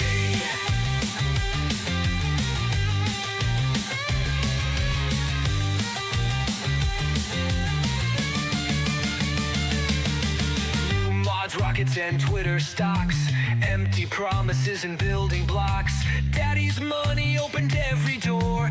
Now he's coming back for more. Left and right about to ignite. Everyone spoiling for a fight. Truth gets twisted, facts get bent. Democracy's about to get spent. Blah, blah, blah, na, na, na. Blowing hot air everywhere. Watch it burn while no one learns. Are you fucking kidding me? New boss rising to the top. Executive orders just won't stop. Tearing down the house of cards, leaving nothing but battle scars. Rally crowds all screaming loud, drinking lies and feeling proud.